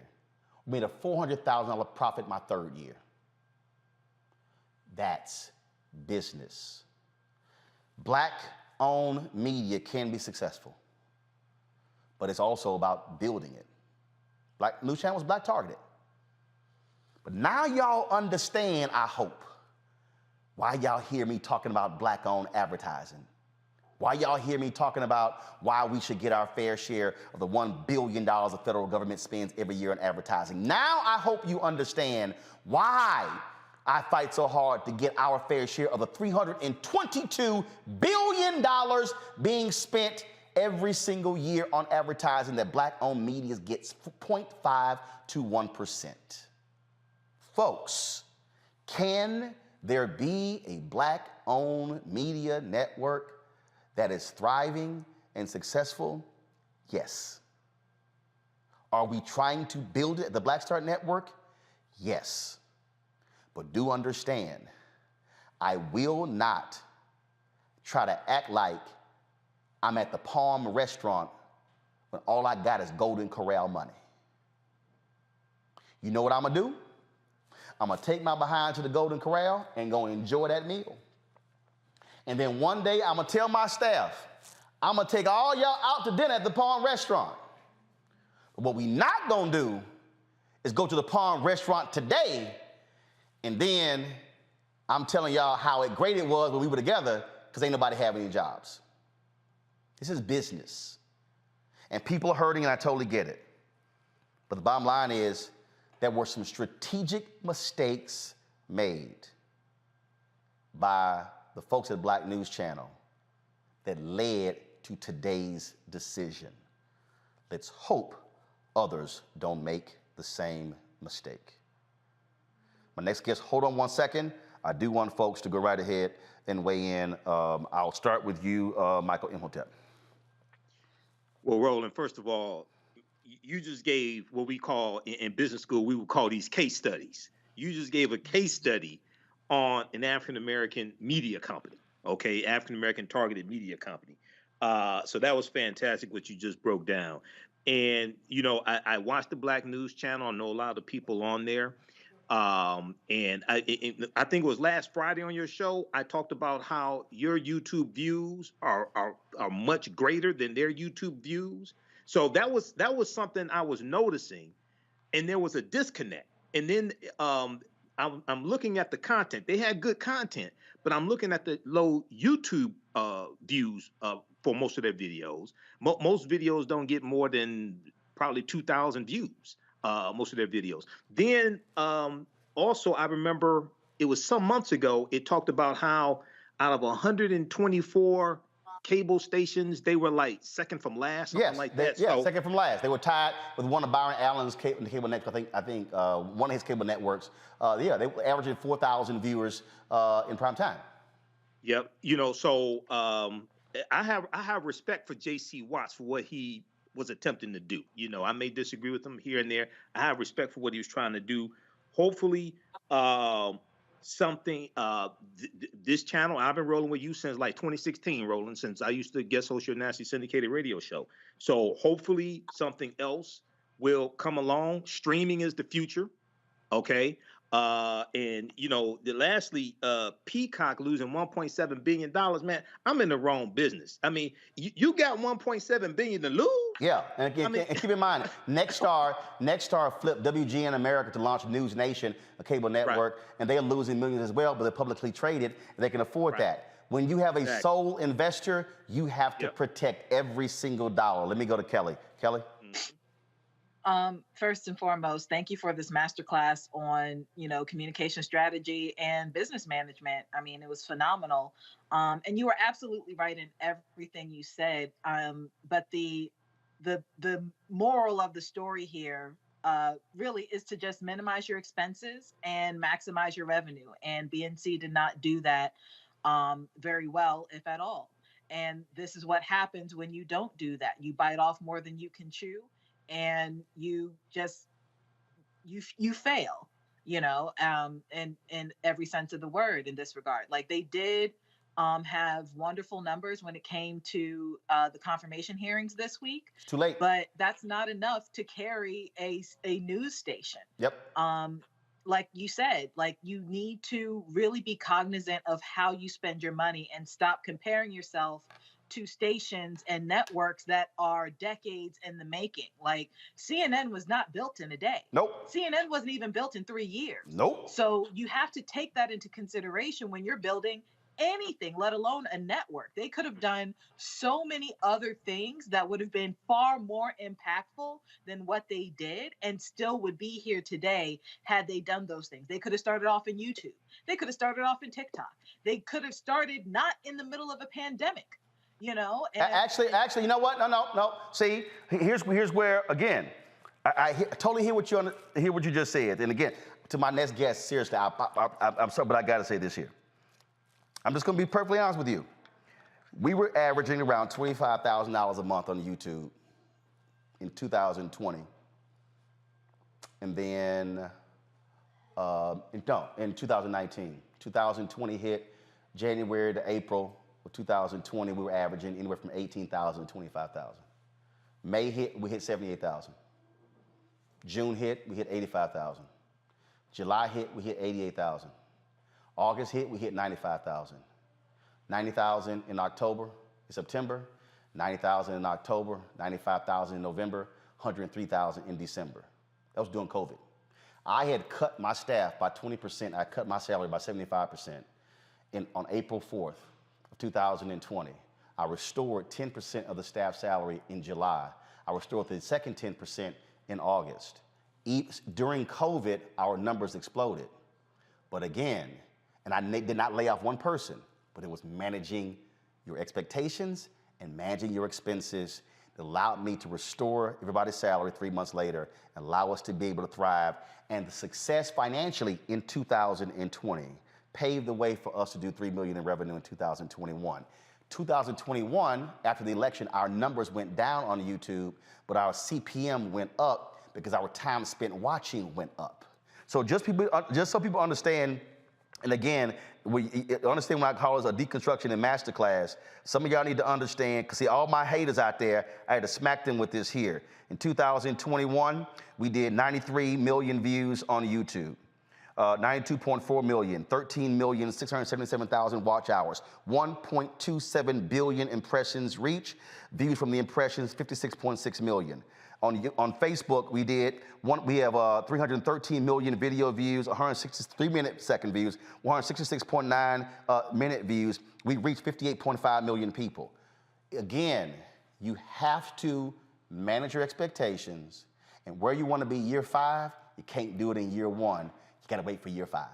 But final comment, Kelly, then I'm going to Matt, and then I go to break, then I'm going to my guest. Thank you for being patient. Go ahead. No, I absolutely agree with you there. What I'm saying is, in your case, what you did was not trying to get on a cable news lineup. You know what I'm saying? So, like, what if they had done what you did in regards to a YouTube streaming format, then again, like I said, maybe the outcome would have been different and a lot more positive than it is now. Yep. When I say like start in the middle of a pandemic, they started in the middle of a pandemic when it was oversaturated in the cable space already. Yeah. So that was my point. But it should have been, if they had gone digital, it would have worked. Matt? Exactly. Matt?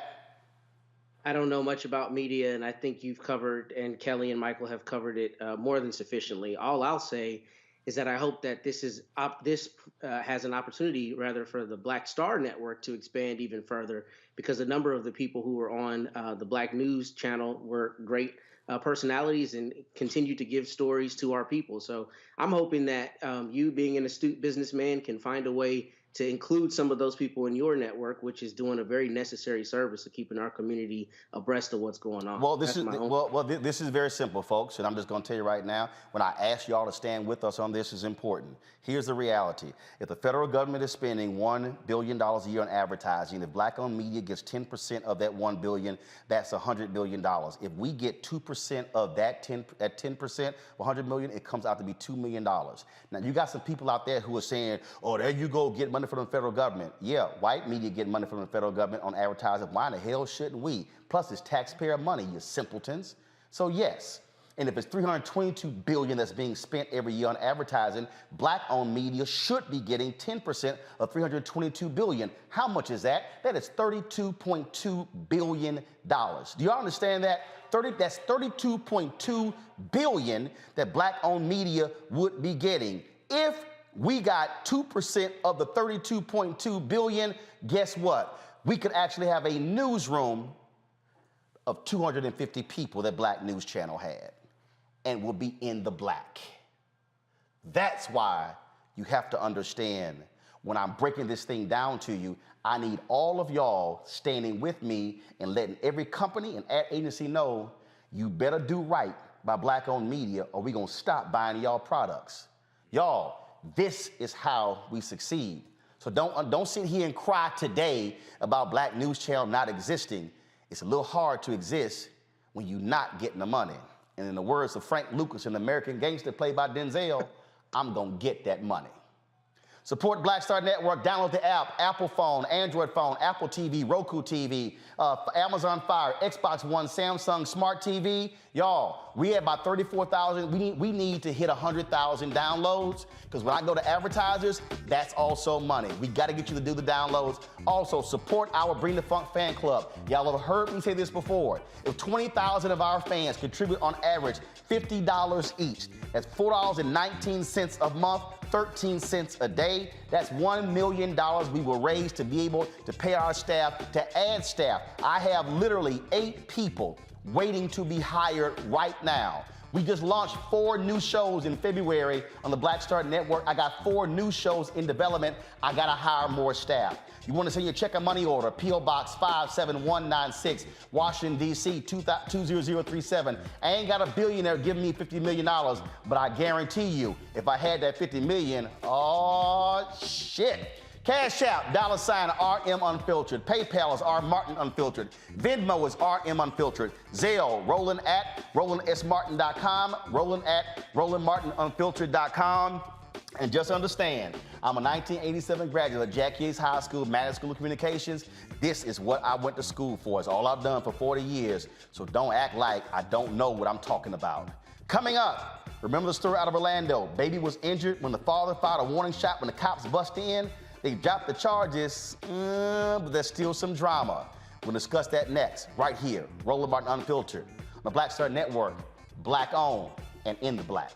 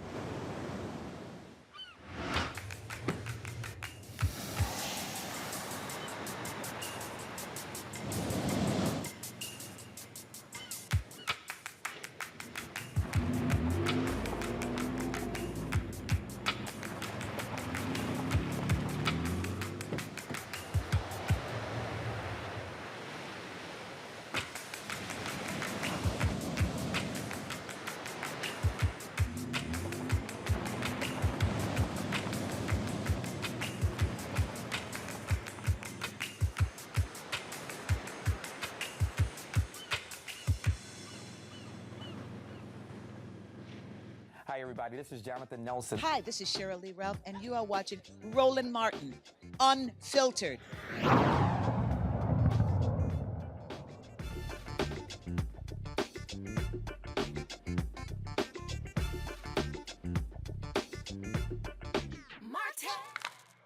Okay.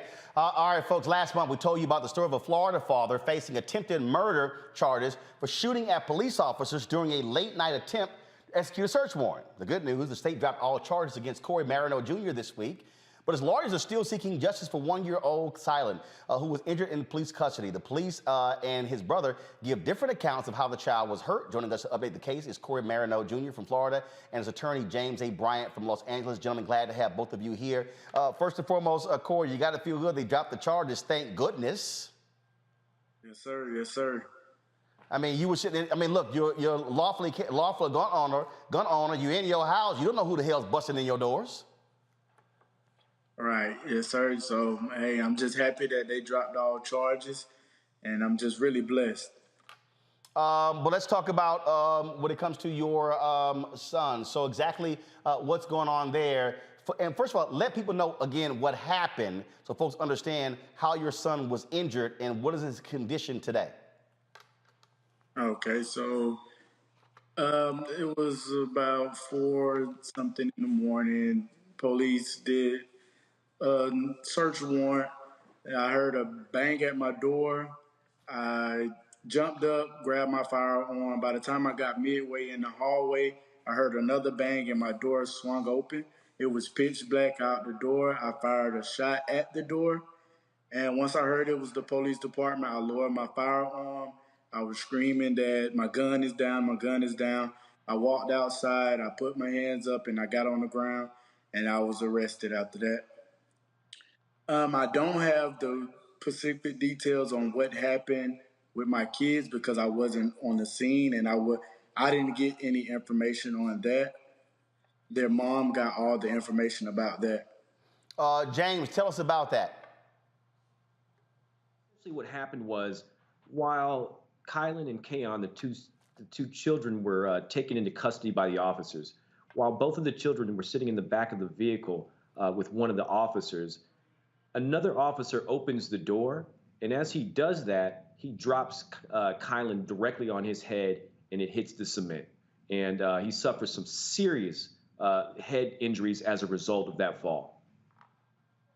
So, and he suffered that, and he's still having issues? Absolutely. As we kind of described before, he was a little over 1 year of age at that time.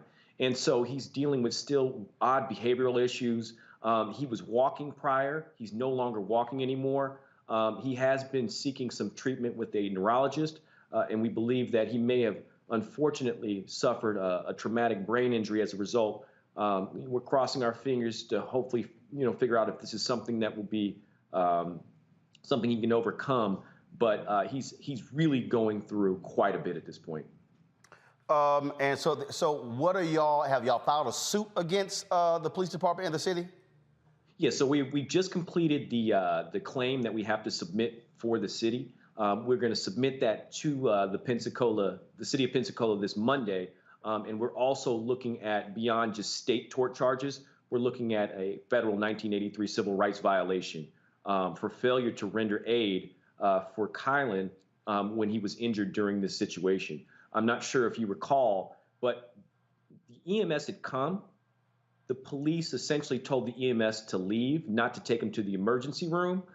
They tried to play it as if he had barely suffered any injuries. When Ms. Dixon appears to pick up her child, she recognizes that he's unrecognizable. And when she says she needs to take him to the emergency room, they tried to dissuade her from doing that as well. And so they failed to render aid to this child, and we plan on holding whomever failed to assist this child accountable. Corey, how are y'all, what is your plan of action for your son? You're talking about for the claim? In terms of monitoring him, in terms of making sure that he's getting the top medical care and for what has happened. Oh, okay. Mom is monitoring him throughout the day. throughout the night. We take turns on monitoring him to make sure that he's cooperating the right way. You know, he wants to be up under us at all times. He don't want to be nowhere away from us. So he clings on to us more than he has. Indeed, I know you're sitting there with your pastor as well, so glad that he is offering support in this. James, anything else?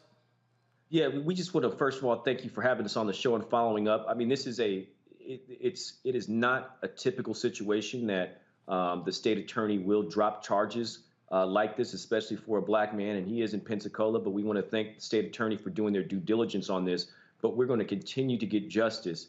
And believe me, Roland, I think there's a lot more stuff going to be coming out of Pensacola in the near future, so just stand by. Last thing, Corey, you lost your job from the credit union. What's up with that? Did they give your job back? What's going on there? Yes, sir. They reinstated me. Oh, they reinstated you. They apologize to you?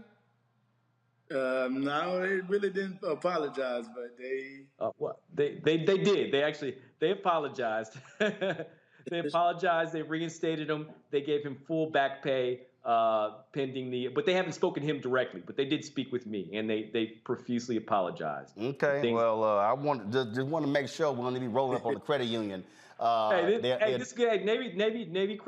Federal Credit Union did the right thing, and I appreciate them for taking care of this young man. They kept his benefits, and he's still there, brother. Very wise, because we will put the Roro-mobile on the road. Gentlemen, I appreciate it. Thank you so very much, and we'll be praying for your son. All right, thank you. All right, folks, got to go to break. We come back. Education Matters segment, talking about educational inequities. You're watching Roland Martin Unfiltered right here on the Black Star Network. Now, did you ever want to do a soap opera? I did it before, Another World. I did it years ago. With Joe Morton, Morgan Freeman, called Another World. It's the funk now, but that's how I started in TV. My first job. My very first TV job. Joe Morton and Morgan Freeman were on a soap opera? Together. Yes, I know. Oh, I loved it. I played a prostitute. I was real raw. My name was Lily Mason. I was a hoe on Tuesday, and then I owned the town 2 weeks later. That's how they do you. Right, that's how soap opera. You evolve. Right. Yeah. So now I'm on this, but I'm rich right from Jump Street. So I'm loving it.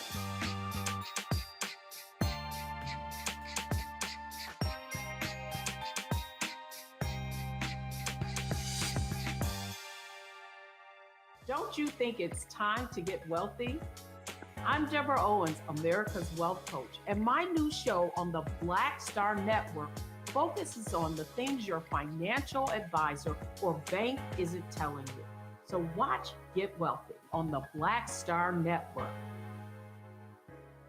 Black Star Network is here. Hold no punches. I'm real revolutionary right now. Support this man, Black Media. He makes sure that our stories are told. Thank you for being the voice of Black America, Roland. Stay black. I love y'all. All momentum we have now, we have to keep this going. The video looks phenomenal. See, this difference between Black Star Network and black-owned media and something like CNN. You can't be black-owned media and be scared. It's time to be smart. Bring your eyeballs home. You dig?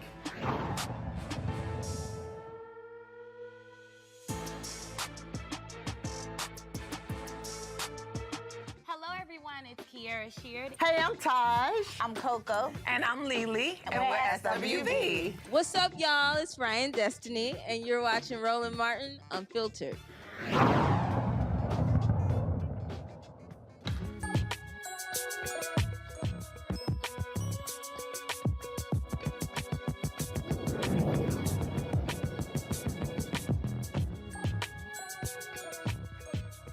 Black teachers account for less than 10% of the teaching workforce. Studies have shown that black students excel and are more likely to graduate when educated by black teachers. Joining us now in this School Choice is the Black Choice Education Matters segment is the Center for Black Educator Development. They are closing the educational inequity gap by training and recruiting diverse teachers. They also mentor youth and those interested and have a career in teaching. Sharif El-Mekki,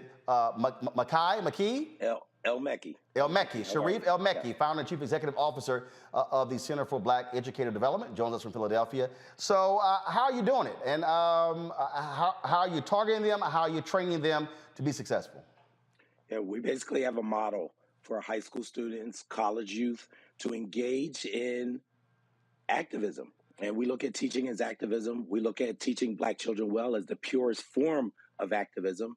And we give them the opportunity to have a clinical experience teaching first, second, and third graders literacy, positive racial identity development, and being coached by our staff. Our high school students came up with a hashtag, We Need Black Teachers, as a campaign to let people know this is what they believe in, this is what they think. They see the connection between educational justice and racial justice, and they are looking to lead classrooms. And so we use the Freedom School model and provide opportunities for this clinical experience, as well as teacher academies within high schools so students can take an elective that teaches them about the Black pedagogical frameworks, Black historical lens, and the massive contributions of Black educators. And you said the Freedom School model. For folks who have no idea about that, explain that. So the Freedom School model, the Freedom School is based on the SNCC movement, Student Nonviolent Coordinating Committee. Charlie Cobb wrote a letter to the leadership of SNCC and said, hey, while we are getting parents and grandparents registered to vote, what about their children and grandchildren? He saw the racism that was inherent in these Mississippi schools. And as part of the Freedom Summer, they started Freedom Schools. Marion Wright Edelman and the Children's Defense Fund built on that model in the 90s, Philadelphia Freedom Schools. And we're using that same model, make it a teacher apprenticeship program where students, Black high school and college youth, participate in paid apprenticeships to teach and learn about teaching, to learn about the Black pedagogical framework and the Black historical lens. And we coach them, we mentor them. And last year we had 99 Black teacher apprentices across 14 states. We have an in-person as well as a virtual model. 14 states, 99 Black teacher apprentices. And as of 2019, we have 24 Black youth who've come through our program who are now within schools, working in schools as teacher residents or teachers of record. And so we are very proud about this Black teacher pipeline that we are building that is national. It is a model that is sustainable, highly effective, and predictable. How many have y'all placed? 24 so far. Got it. All right, let's go to our panel here. Let's start with Kelly. Hi, thank you for being here. I did not realize the disparity of Black teachers in classrooms until I talked to friends who were not from the DMV area. I was born and raised here I was born in Baltimore, raised in DC, so I grew up in DC, and I've had at least one Black teacher in every single grade level that I've ever had. And I did not realize the impact of that until I met people who did not have the impact of that. So could you explain to those of us who take Black teachers for granted exactly what it means to have a Black teacher in the classroom from the time you get into school at 3, 4, 5 years old to the time you get into college? Well, we know short term that Black students have a Black teacher, have a higher sense of belongingness, better grades, better attendance, better test scores. They see themselves within the curriculum. They're able to see the connection between real world applications and what's being taught. Dr. Constance Lindsay and her colleagues showed that long-term, over 100,000 of students across multiple states, they saw that a Black student with a single Black teacher, it was up to 39% less likely to drop out and up to 29% more likely to go to college. So what we know, and what we've known for a long time, while we're talking about it more today, Caroline LeCount was demanding more Black educators in the 1800s here in Philadelphia. The 1967 Black student walkout in Philadelphia, where Frank Rizzo sicked his goons on these Black youth. One of their demands was more Black teachers because they knew about the positive racial identity development, the understanding and seeing themselves within the curriculum was absolutely critical for their success. They saw Black teachers have higher expectations as well as higher support, and they see this as a community. They see themselves within these students, and they know the difference between the job and the actual work. Many educator prep programs prepare people to work in the systems. Often Black teachers know how to work in communities, and that is a very big difference in mindset. Michael. All right, Brother Sharif, thanks for coming on today, sharing this information with us. With your teacher apprenticeships, is it one training, one type of course for all different subjects that teachers may teach, or is it tailored to specific subjects they may teach? Can you explain that some? Absolutely. So we landed on Black literacy. We landed on what could a ninth grader in high school teach a first grader? Do you teach ST before TH? Do you teach RH before, LE? Like, we really used the research, Dr. Nell Duke, as well as others, Dr. Tatum. What could high school and college Black apprentices learn about literacy and then teach to first, second, and third graders? Avoiding the summer slide, understanding literacy is the foundation for any subject they may teach in the future. Right. But then also the positive racial identity development. What is it that ensures that these Black children, as well as the Black youth who are serving as apprentices, understand about the legacy, about their impact, about their contributions? Many educators who are trained to work with our children through traditional models learn about white educational theorists and white behavior theorists. They learn about Horace Mann, John Dewey, B.F. Skinner, Piaget, people who have theories that didn't even include Black youth. But suppose we have Black youth who learn about Dr. Carter G. Woodson and Nanny Helen Burroughs and Mary McLeod Bethune and Lucy Craft Laney and what they thought about teaching and learning in our communities. So literacy, positive racial identity development, and then some kind of educational activism activity. But we grounded it in literacy. Okay, thank you. Matt? Thanks for coming on, Brother Sharif, and sharing the program. I'm particularly interested in, I have two questions, basically. Sure. One, how you develop that cultural pedagogy, because I think that's incredibly important. And the second question is, for college students who are coming out, who are going to teach, what have you done to incentivize them joining the program rather than Teach for America, where we know there's a bunch of complaints about how people go and get a master's degree, don't invest in the community, and just leave and use it as kind of a revolving door? What, if anything, have you done to get that contingent of teachers to make sure they invest in the community and invest in the students' outcomes? We've been very fortunate to engage with college youth who are actually from the community. So in person, we are in Philadelphia, Camden, and in this summer, we'll be in Detroit. And then virtually, as I mentioned, it'll be 14 states this past summer. The Black college students who engage us are interested in leading classrooms. They're interested in the connection between activism and teaching, the connection between educational justice and racial justice. Some of them said, like, you know what, I had a negative experience in school. And we say, consider becoming the teacher that you wish you had and knew you needed. Consider becoming the vanguards, leading a classroom to support your younger brother, younger sister, your younger community member. And these, you know what, brother, it's been absolutely amazing to see the activism. But the activism in youth is not new, right? We knew the SNCC, Black Panther Party, and so many other movements were grounded in the youth. And we're just tapping into that activism, that sense of justice, and tying it into the purest form of activism, which is teaching Black children well. So that opportunity that our students have been involved in has been really profound. We have 4 young men, for example, that are our inaugural Black Teacher Pipeline Fellows. This is a partnership with the United Negro College Fund. These young men have gone through our program. They're in college now at Morehouse, Westchester, College of Worcester, Howard University.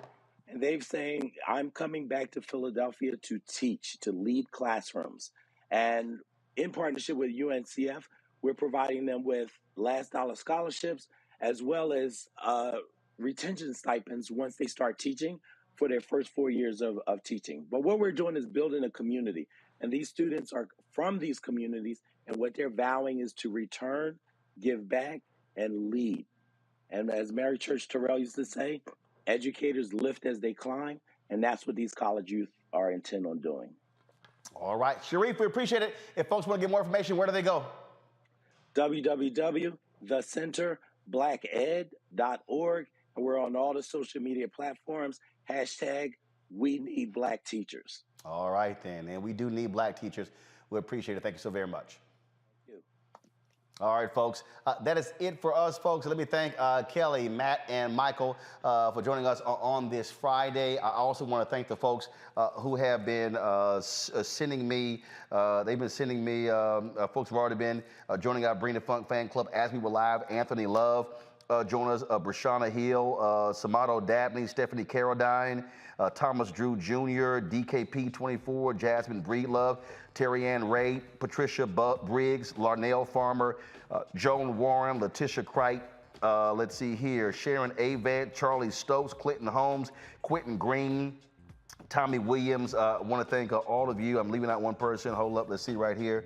On Zell, Etha Dawson, and also Adrian Hood. Thank you so very much. As well, folks. Please, we want you to support. Oh, left out one. Let's see here. Gordon Lucas and Ingrid Montgomery just came in, and then Venmo Renee Sumby. So, folks, I appreciate it. Again, when y'all support what we do, it makes it possible for us to do what we do. If y'all go to the YouTube channel or go to Black Star Network, y'all see this facility. I'm transparent. This is $15,500 a month, this location right here. That's what this costs. Okay?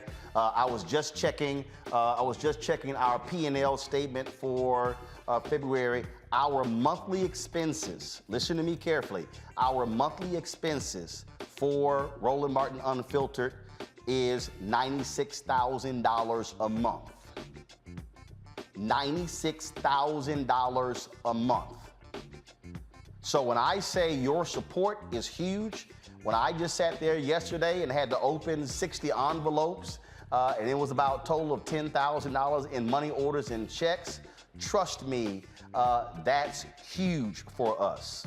It pays staff, it pays light bill, it pays gas, it pays all the different things.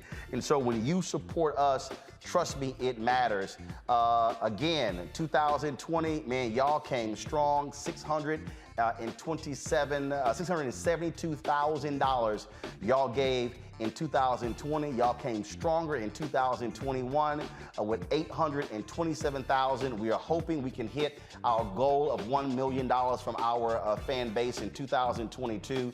Cash App is $RM Unfiltered. PayPal is R Martin Unfiltered. Venmo is RM Unfiltered. Zelle is Roland at RolandSMartin.com. Roland at RolandMartinUnfiltered.com. Of course, the P.O. Box for a check or money order is P.O. Box 57196, Washington, D.C. 20037. And I'm telling y'all, I need y'all to understand, I am working hard to go working with Congressman Hank Johnson to go after this federal advertising money. I'm not apologizing to anybody. All you fake new so-called black media people want to run y'all mouth, talk about, oh, they getting government money. Guess what? That's our money, taxpayer money. So first of all, I'm trying to figure out how in the hell y'all sitting there hollering about reparations, but then you're going to get mad with somebody black trying to actually get advertising money from the federal government. Where in the hell your reparations going to come from? See how dumb some folks don't even think? So when we're fighting for black-owned companies to get federal contracts, that's taxpayer dollar.